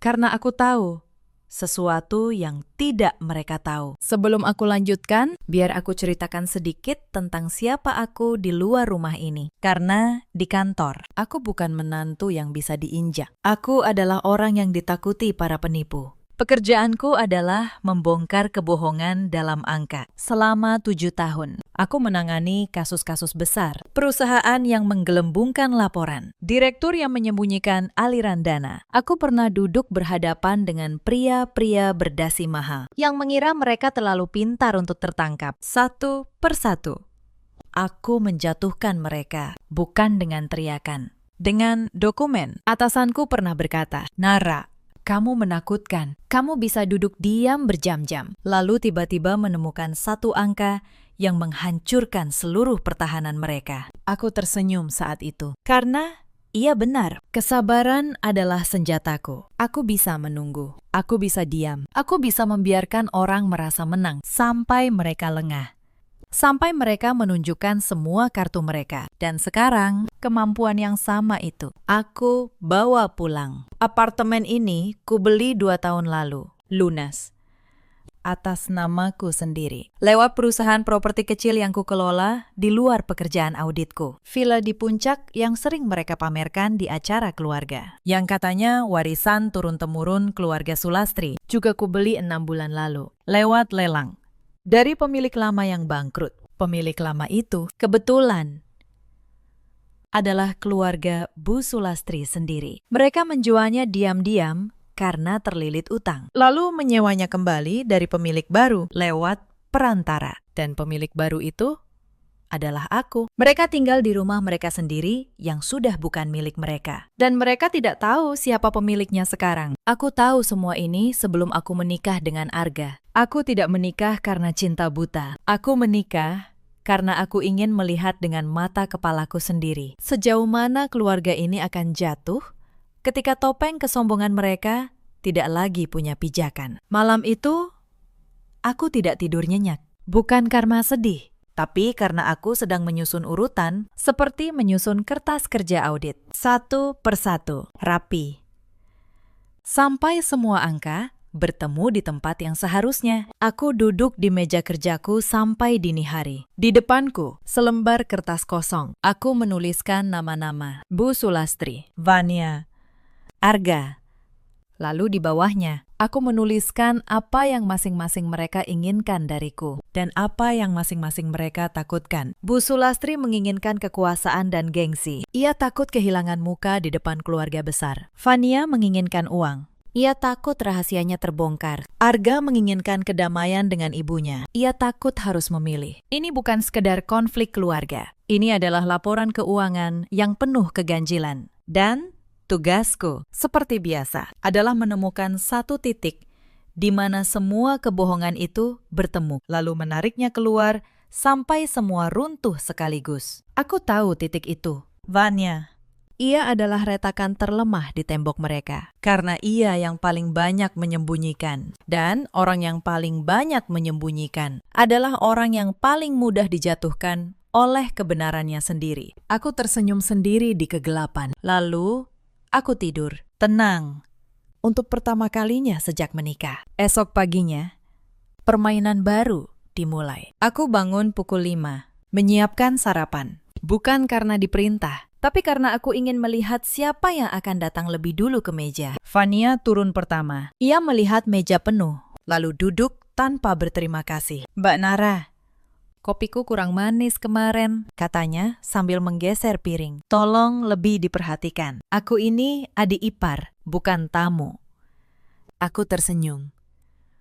"Tentu, Vanya." Aku menuangkan kopi. Sambil itu, aku memperhatikan tas tangan Vania. Tas merek mahal. Lebih mahal dari gaji Arga yang katanya pegawai biasa. Aku menyimpan detail itu di kepalaku. Aku juga memperhatikan hal-hal lain. Cara Vania berbicara dengan ibunya, penuh isyarat tersembunyi. Seolah mereka punya bahasa rahasia. Cara Bu Sulastri selalu menyebut keuangan keluarga dengan nada yang terlalu sering. Terlalu sengaja. Cara Arga selalu menghindar setiap kali topik uang muncul. Bertahun-tahun membaca laporan keuangan mengajariku satu hal. Hal yang paling penting biasanya adalah hal yang orang paling sering ulang, atau hal yang orang paling hindari. Dan di rumah ini, keduanya menunjuk ke arah yang sama, uang.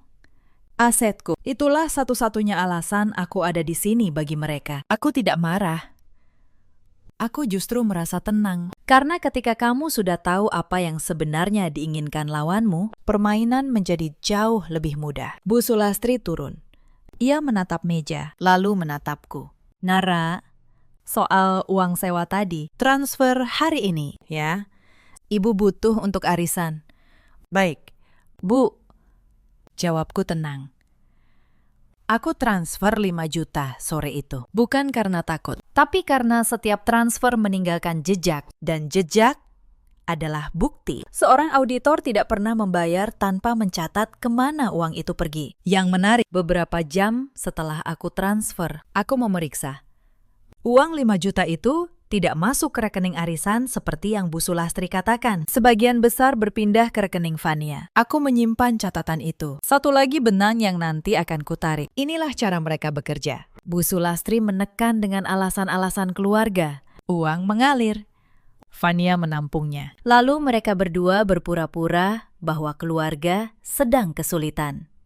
Supaya bisa menekan lebih banyak lagi. Sebuah lingkaran yang rapi, tapi tidak cukup rapi untuk lolos dari mata seorang auditor. Insiden yang membuatku semakin yakin terjadi seminggu kemudian. Bu Sulastri memintaku menemaninya ke sebuah acara keluarga besar. Bukan untuk dihormati, tapi untuk dipamerkan sebagai menantu yang tahu diri, yang melayani mertuanya dengan patuh. Sepanjang acara, aku diminta berdiri di belakang, membawakan tasnya, mengambilkan minumnya. Seperti asisten pribadi. Saat ada kerabat yang bertanya pekerjaanku, Bu Sulastri menjawab cepat. Sebelum aku sempat bicara. Oh, dia cuma karyawati kantoran biasa. Untung kami mau menerima dia. Aku diam. Tersenyum.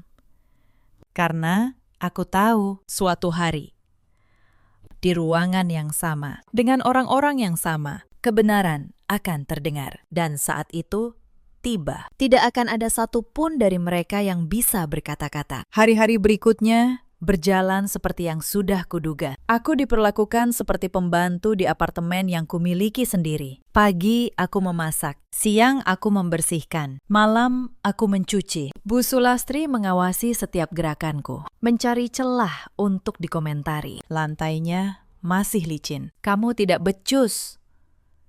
Sayurnya keasinan. Di keluarga kami tidak biasa makan begini. Pakaian Fania belum disetrika. Kamu ini istri macam apa? Insiden pertama yang benar-benar membuatku terdiam terjadi pada hari keempat. Bu Sulastri masuk ke kamarku tanpa mengetuk. Ia membuka lemariku, memeriksa pakaianku satu persatu, lalu mengeluarkan beberapa tas dan sepatu yang menurutnya terlalu mahal untuk seorang menantu sepertiku. Dari mana kamu dapat barang-barang ini? Tanyanya curiga. Karyawati biasa tidak punya barang seperti ini. Kamu menyembunyikan sesuatu dari kami. Aku hanya menjawab pelan. Itu hadiah, Bu.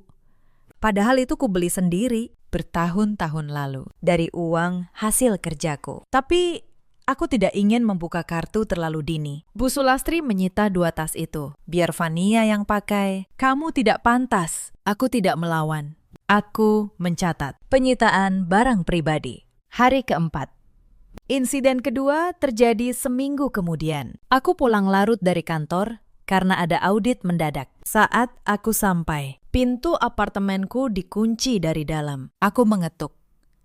Tidak ada yang membuka selama hampir 1 jam. Saat akhirnya, Fania membuka pintu. Ia tersenyum manis. Maaf, Mbak Nara. Kami pikir kamu menginap di kantor. Lain kali, kabari, ya. Ini kan rumah keluarga, ada aturannya. Aku mengangguk. Mereka mengunciku di luar apartemenku sendiri. Aku mencatat itu juga. Insiden ketiga lebih menyakitkan. Suatu pagi, Fania menumpahkan kopi ke laptopku yang berisi seluruh kertas kerjaku. Ia bilang tidak sengaja, tapi aku melihat senyum kecil di sudut bibirnya saat aku panik. Untungnya, semua data pentingku sudah lama kuamankan di tempat lain. Tapi ia tidak tahu itu. Ups, katanya santai. Maaf ya, Mbak.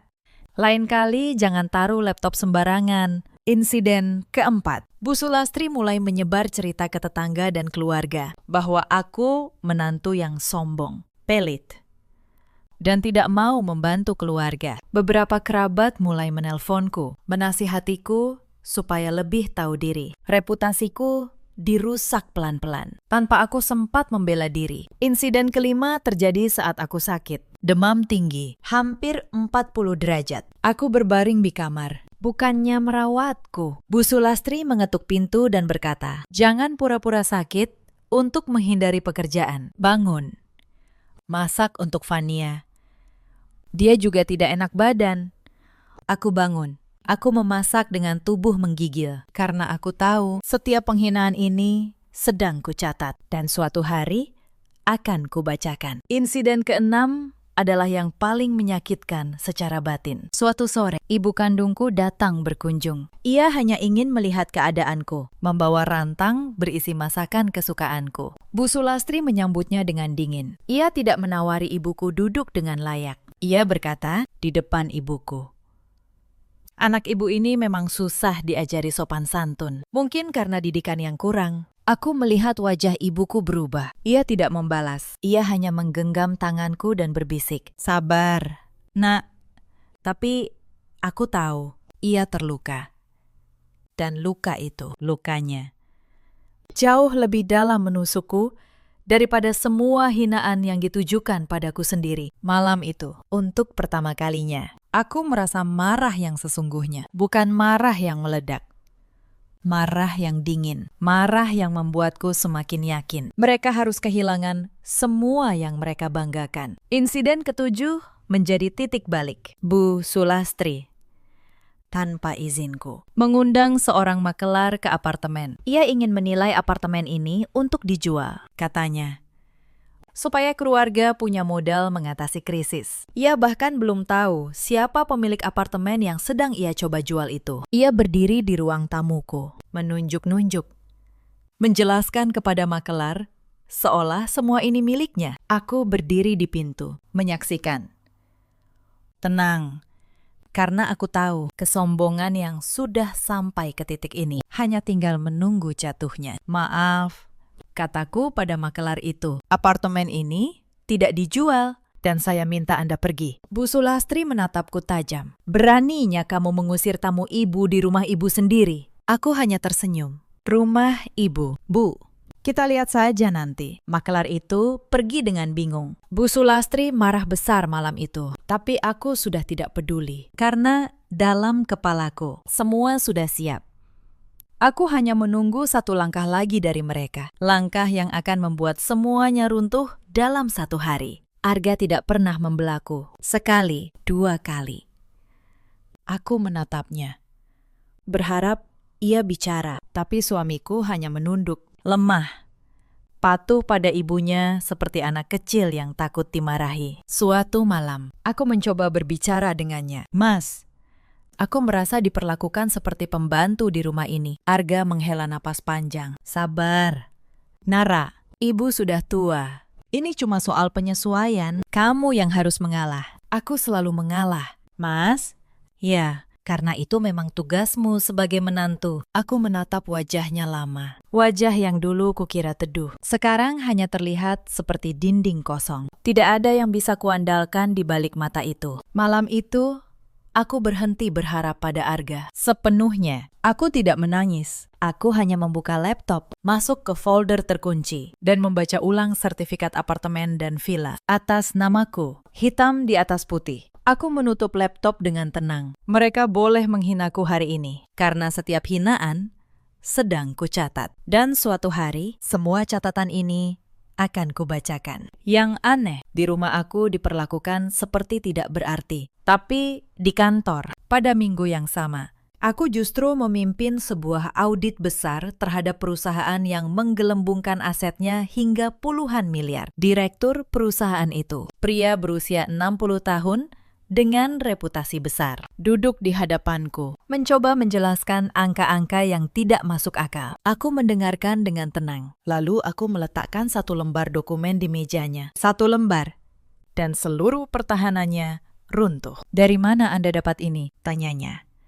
Wajahnya pucat, dari jejak yang Anda tinggalkan sendiri. Pakistan, jawabku. Orang selalu meninggalkan jejak. Mereka hanya berharap tidak ada yang cukup sabar untuk mencarinya. Malam itu, aku pulang ke apartemen. Dari ruangan tempat aku menjatuhkan direktur sombong, ke ruangan tempat aku diperlakukan seperti pembantu. Dua dunia yang berbeda, tapi aku tahu keduanya bekerja dengan hukum yang sama. Kesombongan selalu meninggalkan jejak, dan jejak selalu bisa ditarik. Aku hanya menunggu waktu yang tepat untuk menarik jejak keluarga ini. Minggu kedua, tekanan meningkat. Bu Sulastri datang ke kamarku pagi-pagi sambil membawa setumpuk dokumen. Fania mengikutinya. Tersenyum seperti biasa. Nara, kita perlu bicara serius, kata Bu Sulastri. Keluarga kami sedang ada sedikit kesulitan keuangan. Hanya sementara. Kami butuh kamu menandatangani ini. Aku menerima dokumen itu. Membacanya pelan. Sangat pelan. Karena aku tahu cara membaca dokumen jebakan. Bertahun-tahun aku membaca kontrak yang dirancang untuk menipu. Aku tahu di mana jebakan biasanya disembunyikan. Di klausul kecil di bagian bawah. Di kata-kata yang terdengar biasa, tapi punya makna hukum yang dalam. Di tanda tangan yang diminta terburu-buru, sebelum korban sempat berpikir. Dan dokumen ini dirancang dengan cara yang sama. Itu adalah surat kuasa, yang isinya memberikan Bu Sulastri hak untuk mengatur seluruh rekening dan asetku atas nama pengelolaan keuangan keluarga. Di bagian bawah, dengan huruf kecil, ada klausul yang memberi hak untuk memindah tangankan aset tanpa persetujuan tambahan dariku. Sekali aku tanda tangan, semua yang kumiliki bisa berpindah tangan hanya dengan tanda tangan Bu Sulastri. Aku mengangkat wajah. Ini surat kuasa penuh. Bu, atas semua rekening saya, bahkan atas aset saya, hanya formalitas, kata Fania. Cepat, supaya keuangan keluarga teratur. Ibu kan lebih berpengalaman. Mbak Nara percaya keluarga, kan? Aku menatap Fania, senyumnya manis. Tapi matanya tidak. Matanya adalah mata seseorang yang sedang menghitung berapa banyak yang bisa ia ambil dariku. Aku mengenali tatapan itu. Aku sudah melihatnya ratusan kali di ruang rapat, di wajah para penipu yang kuhadapi. Disinilah aku melihat wajah asli mereka. Bukan sekedar mertua yang galak, tapi dua orang yang sudah merencanakan ini sejak awal. Fania bukan adik ipar yang naif. Ia otaknya, ia yang menyusun, ibunya yang menekan. Dan Arga, suamiku, adalah umpan yang mereka pasang setahun lalu untuk menarikku masuk. Aku tersenyum. Senyum yang tidak mereka mengerti. Saya perlu waktu untuk membaca lebih teliti. Bu, dokumen seperti ini tidak boleh ditandatangani terburu-buru. Wajah Bu Sulastri mengeras. Kamu meragukan keluarga sendiri. Saya hanya teliti. Bu, itu pekerjaan saya. Mereka pergi dengan wajah masam. Tapi aku tahu, mereka tidak akan berhenti. Orang yang sudah berani meminta surat kuasa penuh, tidak akan mundur hanya karena ditolak sekali. 2 hari kemudian, mereka mencoba lagi. Kali ini, dengan cara yang lebih halus, lebih licik. Bu Sulastri tiba-tiba berpura-pura sakit. Ia berbaring di kamar, mengerang. Memanggil Arga. Saat aku masuk untuk melihat keadaannya, ia menggenggam tanganku dengan air mata. Nara, ibu mungkin tidak punya banyak waktu lagi, katanya lirih. Ibu cuma ingin keluarga ini aman sebelum ibu pergi. Tolong, tanda tangani surat itu. Demi ketenangan ibu. Fania berdiri di sudut, menyeka air mata palsu. Mbak Nara, tolonglah. Ibu sudah tua. Jangan sampai Mbak menyesal nanti. Aku hampir tertawa melihat pertunjukan itu. Tapi aku menahan diri. Aku tahu ini hanya babak baru dari permainan yang sama. Tentu. Bu, jawabku lembut. Tapi saya ingin notaris yang membacakannya. Supaya semuanya sah dan tidak ada yang dirugikan, termasuk ibu. Wajah Bu Sulastri yang tadi lemah seketika mengeras, karena ia tahu notaris berarti saksi, dan saksi berarti jejak. Tidak perlu notaris, katanya cepat. Lupa pada sandiwara sakitnya. Ini urusan keluarga. Justru karena urusan keluarga, harus jelas. Bu, ia tidak menjawab, tapi dari sorot matanya, aku tahu. Kesabarannya sudah habis. Dan orang yang kehabisan kesabaran akan melakukan langkah terakhir yang nekat. Aku menunggu langkah itu. Malam itu, aku menelpon Pak Hendra, notaris pribadiku. Orang yang sama yang mengurus sertifikat apartemen dan villa 2 tahun lalu. Pakistan, saya rasa waktunya sudah dekat, kataku. Tolong siapkan semua dokumen asli, sertifikat, akta lelang villa lengkap dengan riwayat kepemilikan, dan satu lagi, mutasi rekening yang saya kirim minggu lalu. Siap. Bu Nara, jawabnya. Anda yakin ingin membuka semuanya sekaligus? Ya, Pakistan, sekali buka semuanya.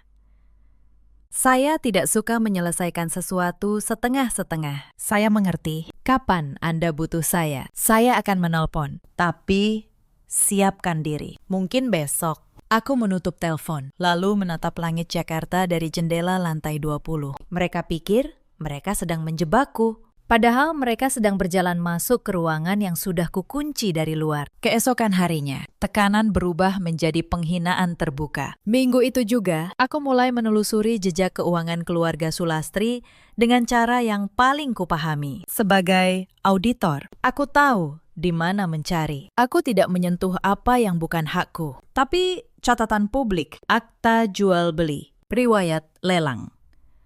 Semua itu terbuka bagi siapapun yang tahu cara membacanya. Yang kutemukan membuatku terdiam. Keluarga Sulastri tidak sekaya yang mereka tunjukkan. Villa yang sudah kubeli itu hanyalah satu dari beberapa aset yang mereka jual diam-diam selama 3 tahun terakhir. Mereka hidup dari topeng. Mereka pinjam ke sana, gadai ke sini, hanya untuk mempertahankan gambaran keluarga kaya di depan kerabat. Dan di tengah semua itu, ada satu rekening yang terus menyedot uang keluar. Rekening atas nama Fania. Aku menyalin semua jejak itu. Rapi. Bertanggal. Seperti kertas kerja audit yang siap dipresentasikan. Aku tidak tahu kapan aku akan membutuhkannya. Tapi seorang auditor selalu menyimpan bukti. Jauh sebelum ia tahu untuk apa bukti itu nanti. Malam itu, untuk pertama kalinya sejak menikah, aku tidur nyenyak karena aku tahu papan caturnya sudah lengkap. Aku hanya menunggu mereka menggerakkan bidak terakhir. Dan mereka menggerakkannya lebih cepat dari yang kuduga. Keesokan harinya, tekanan berubah menjadi penghinaan terbuka. Bu Sulastri mengundang seluruh keluarga besar ke apartemen. Paman, bibi, sepupu Arga, semua datang. Katanya acara halal bihalal kecil, tapi aku tahu itu jebakan sosial. Mereka ingin mempermalukanku di depan banyak orang, supaya aku menyerah dan menandatangani surat kuasa itu. Aku memasak untuk 20 orang sendirian. Rendang, opor, semua. Sementara Fania duduk memamerkan tas barunya kepada para sepupu. Sejak pagi aku berdiri di dapur. Tangan-tanganku bekerja, tapi pikiranku tenang. Setiap kali ada tamu yang lewat dan memandangku dengan iba, aku hanya tersenyum. Mereka pikir aku menantu malang yang sedang diuji. Mereka tidak tahu. Hari ini bukan ujian untukku. Hari ini adalah ujian untuk mereka semua. Para sepupu Arga datang dengan pakaian terbaik. Mereka berbisik-bisik tentangku. Itu menantu baru yang katanya susah diatur. Kasihan Bu Sulastri, dapat menantu yang tidak tahu diri. Aku mendengar semuanya. Aku tidak tersinggung. Karena aku tahu, dalam beberapa jam, kata-kata mereka akan berbalik arah sepenuhnya. Saat semua berkumpul, Bu Sulastri memulai pertunjukannya. Nah, semuanya. Katanya lantang. Aku ingin kalian tahu, menantuku ini dari keluarga sederhana, tapi kami terima dia dengan tangan terbuka. Sayang, dia agak susah diatur. Bahkan untuk urusan keuangan keluarga, dia menolak membantu. Para tamu menatapku. Ada yang mencibir, ada yang berbisik. Fania menambahkan, suaranya terdengar prihatin yang dibuat-buat. Kasihan ya, Bu. Mungkin Mbak Nara belum paham arti keluarga. Di tempat asalnya mungkin berbeda. Tangan seorang bibi menepuk bahuku. Kasihan yang merendahkan. Sabar ya. Nak, belajar pelan-pelan jadi menantu yang baik. Aku berdiri di tengah ruangan, menatap mereka satu persatu. Tenang. Sedatar permukaan air di dalam gelas. Dan untuk pertama kalinya, aku memutuskan. Hari penyelesaian itu adalah hari ini. Bu Sulastri, kataku pelan. Tapi semua orang mendengar. Boleh saya bicara di depan semua orang? Karena ini soal keluarga. Biar semua tahu. Bu Sulastri tersenyum menang. Ia pikir aku akan menyerah. Ia pikir aku akan menangis dan minta maaf. Silakan, katanya. Akui saja kesalahanmu. Aku mengeluarkan ponselku. Menelpon Pak Hendra. Pak Hendra, tolong naik. Saya tunggu di lantai 20. 5 menit kemudian, pintu apartemen terbuka. Pak Hendra masuk. Membawa map tebal berwarna coklat. Ia menundukkan kepala sopan kepadaku. Selamat siang, Bu Nara. Semua dokumen sudah saya bawa. Suasana berubah. Bu Sulastri menatap map itu. Fania berhenti tersenyum. Para tamu saling berpandangan, bingung. Mereka tidak mengerti apa yang sedang terjadi. Tapi mereka merasakan sesuatu yang besar akan terjadi. Udara di ruangan itu menjadi berat. Siapa ini? Tanya Bu Sulastri. Suaranya mulai goyah. Notaris saya, jawabku tenang. Pak Hendra, tolong bacakan dokumen pertama. Pak Hendra membuka map. Sertifikat hak milik atas apartemen ini, tower ini. Unit lantai 20, atas nama Nara. Dibeli lunas 2 tahun lalu. Sah dan terdaftar di Badan Pertanahan. Ruangan senyap. Seperti seseorang menarik semua udara keluar sekaligus. Bu Sulastri tertawa kaku. Tawa yang tidak meyakinkan siapapun. Itu palsu. Apartemen ini milik keluarga kami. Sudah turun-temurun. Dokumen ini terdaftar resmi. Bu, kata Pak Hendra, tenang. Bisa diverifikasi siapa saja, termasuk ibu. Dokumen kedua. Pak Hendra, kataku. Akta lelang atas villa di Puncak. Properti yang dilelang oleh pengadilan 2 tahun lalu karena pemilik sebelumnya gagal bayar utang sebesar 4 miliar.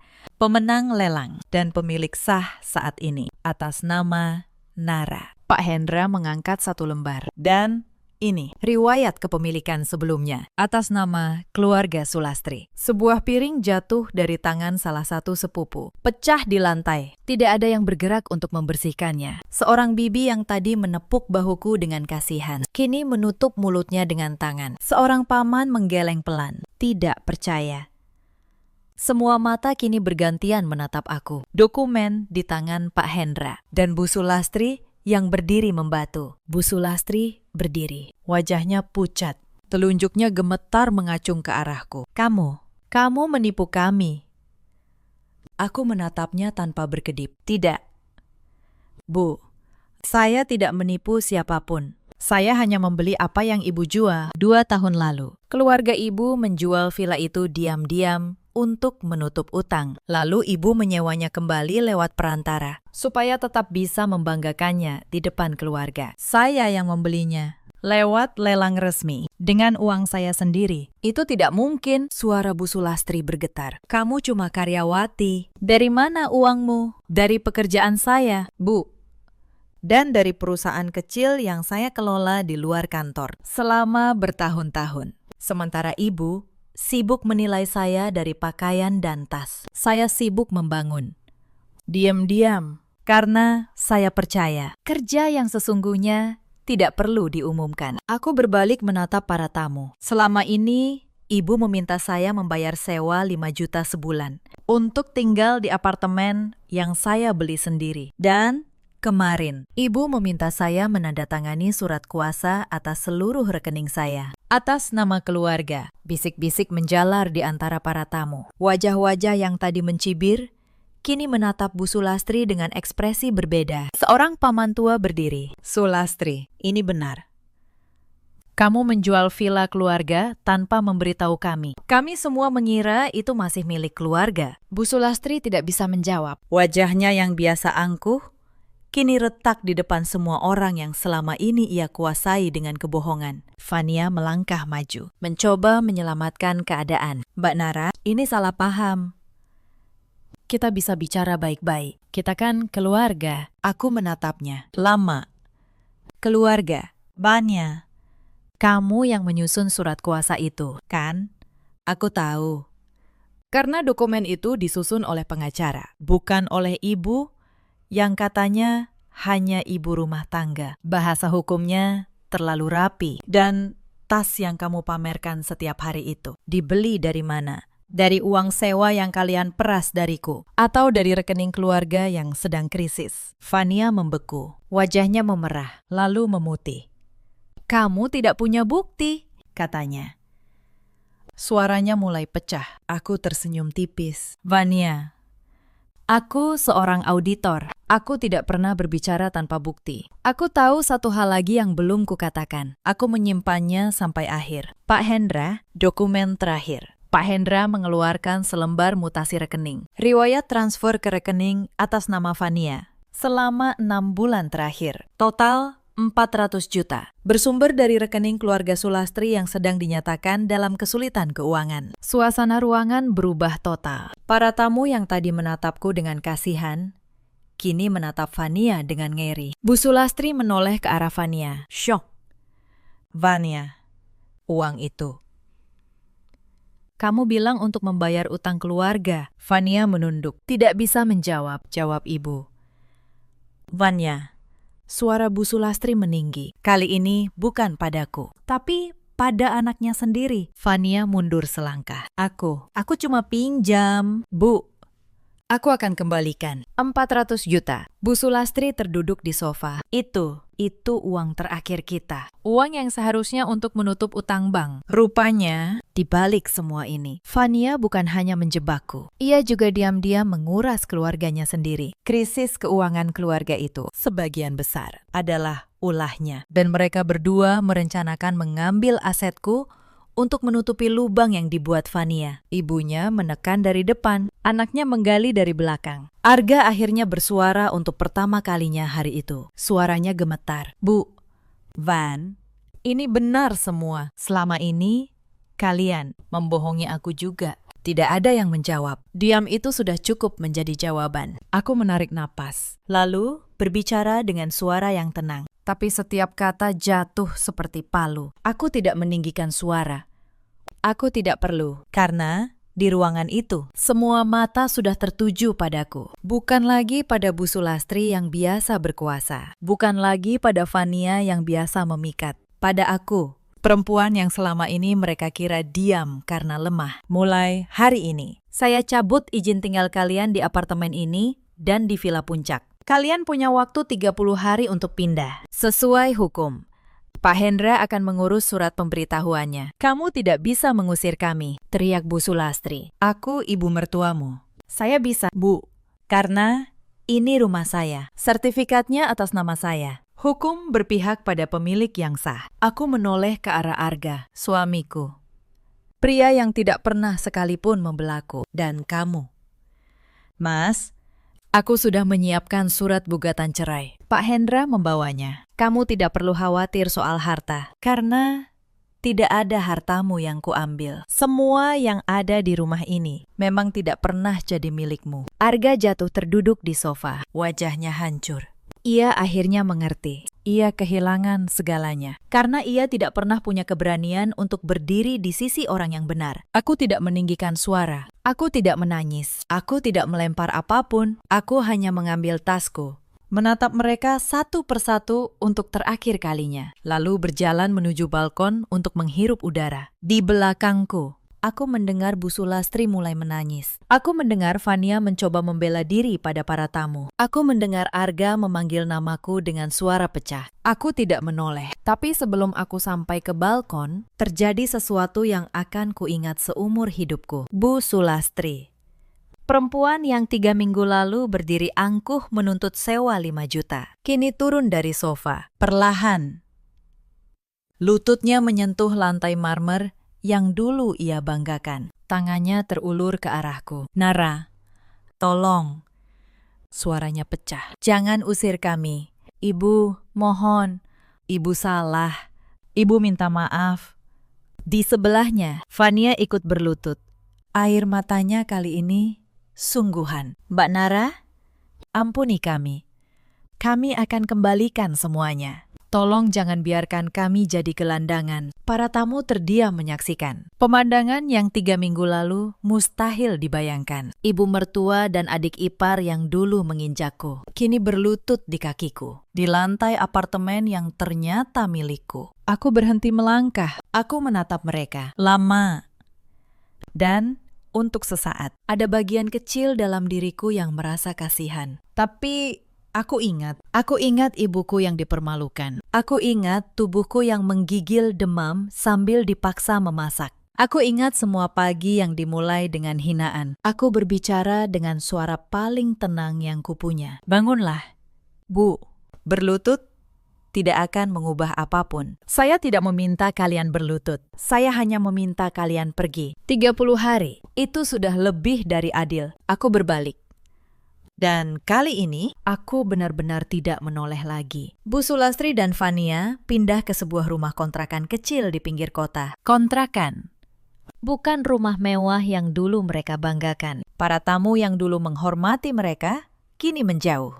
Karena cerita itu menyebar di seluruh keluarga besar. Kabar tentang villa yang dijual diam-diam. Tentang utang yang ditutupi dengan kebohongan. Tentang uang 400 juta yang hilang. Semua itu menjadi bahan pembicaraan di setiap acara keluarga. Bu Sulastri yang dulu duduk di kursi terhormat, kini tidak diundang kemana-mana. Kekuasaan yang ia bangun di atas penghinaan runtuh secepat ia membangunnya. Fania diselidiki keluarganya sendiri atas uang 400 juta yang ia ambil. Tidak ada lagi yang percaya padanya. Tas-tas mahalnya satu persatu ia jual untuk bertahan hidup. Pria yang dulu dekat dengannya, yang katanya akan menikahinya, menghilang begitu tahu Fania tidak lagi punya apa-apa. Ia yang dulu paling pandai membaca kelemahan orang lain, akhirnya menjadi orang yang paling sendirian. Arga, suamiku yang dulu, tinggal bersama mereka. Pegawai biasa,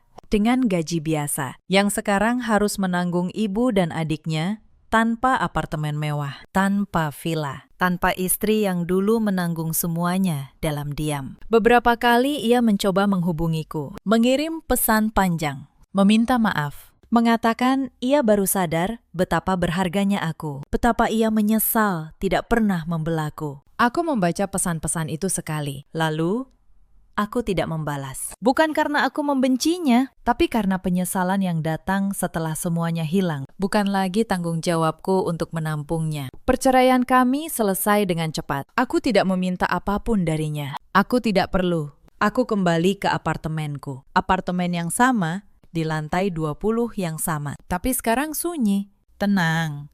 Milikku sepenuhnya, tanpa suara yang menghinaku setiap pagi. Aku mengganti seluruh perabotan. Aku membuka jendela lebar-lebar. Aku menanam beberapa pot bunga di balkon. Untuk pertama kalinya dalam berbulan-bulan. Apartemen itu terasa seperti rumah. Rumahku. Pagi-pagi, aku menyeduh kopi sendiri, tanpa ada yang mengomel bahwa kopiku kurang manis. Aku memasak apa yang kusuka, tanpa ada yang bilang masakanku keasinan. Aku duduk di meja kerjaku, membuka folder kerja yang baru. Hidupku kembali menjadi milikku. Villa di puncak kuubah menjadi tempat peristirahatan. Sesekali aku ke sana di akhir pekan, duduk di teras yang dulu mereka banggakan, menikmati udara yang dulu mereka kira milik mereka. Aku tidak pernah datang dengan kemarahan. Aku datang dengan ketenangan, karena keadilan yang sejati tidak pernah berisik. Beberapa bulan kemudian, karirku semakin menanjak. Firma tempatku bekerja mengangkatku menjadi kepala divisi audit. Perusahaan propertiku yang dulu kecil, kini berkembang.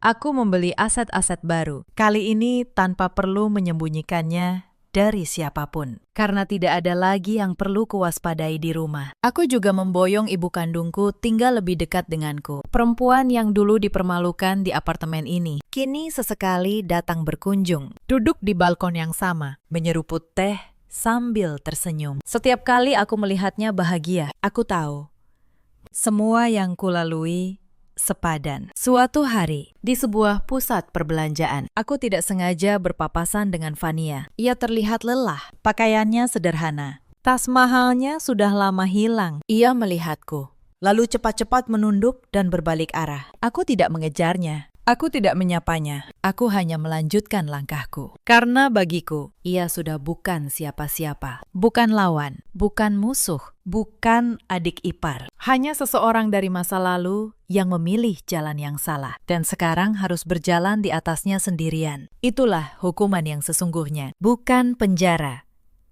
Bukan kehancuran yang dramatis. Tapi harus hidup setiap hari. Dengan kesadaran bahwa kamu pernah memiliki segalanya, lalu menghancurkannya dengan tanganmu sendiri. Hari itu aku menyadari satu kebenaran. Hukuman terbaik bagi orang yang pernah menindas bukanlah kehancuran di tanganmu. Hukuman terbaik adalah membiarkan mereka tetap hidup, sehat, dan sadar. Menyaksikan keberhasilanmu dari kejauhan, sambil memikul penyesalan sepanjang sisa hidup mereka. Aku tidak pernah membenci mereka dengan teriakan. Aku hanya berhenti memberi mereka tempat dalam hidupku. Kadang orang bertanya, apakah aku puas dengan apa yang terjadi? Jawabanku selalu sama. Aku tidak mencari kepuasan. Aku mencari keadilan. Dan keadilan ketika datang tidak terasa seperti kemenangan yang meriah. Ia terasa seperti udara segar setelah lama tercekik. Seperti rumah yang akhirnya sunyi. Seperti pagi yang akhirnya tenang. Aku tidak menghancurkan mereka. Mereka menghancurkan diri sendiri. Aku hanya menolak menjadi tangga bagi kesombongan mereka. Dan saat tangga itu ditarik, mereka jatuh karena beban mereka sendiri. Cerita ini mengajarkan satu hal. Jangan pernah menilai seseorang dari penampilannya. Dan jangan pernah meninjak orang yang diam. Karena diam bukan berarti lemah. Kadang, diam adalah orang yang sedang menghitung. Di luar sana, ada banyak perempuan seperti aku dulu yang diam karena menghormati, yang mengalah karena ingin menjaga keutuhan keluarga. Untuk kalian, aku ingin berkata, menghargai diri sendiri bukan kesombongan. Itu adalah kewajiban. Ada juga banyak suami seperti Arga yang memilih diam karena takut, lalu kehilangan segalanya, karena tidak pernah berani berpihak pada yang benar. Dan ada pula para ibu mertua, juga para adik ipar, yang mengira kekuasaan dalam keluarga bisa dibangun di atas penghinaan. Mereka lupa, semua yang dibangun di atas kesombongan akan runtuh pada waktunya. Dalam hidup, kita selalu punya pilihan untuk diam dan terinjak atau diam dan bersiap. Aku memilih yang kedua. Kalau kalian punya kisah sendiri tentang keluarga, harga diri, dan keadilan, ceritakan di kolom komentar. Aku akan membacanya satu persatu. Terima kasih sudah menemani sampai akhir. Sampai jumpa di kisah berikutnya.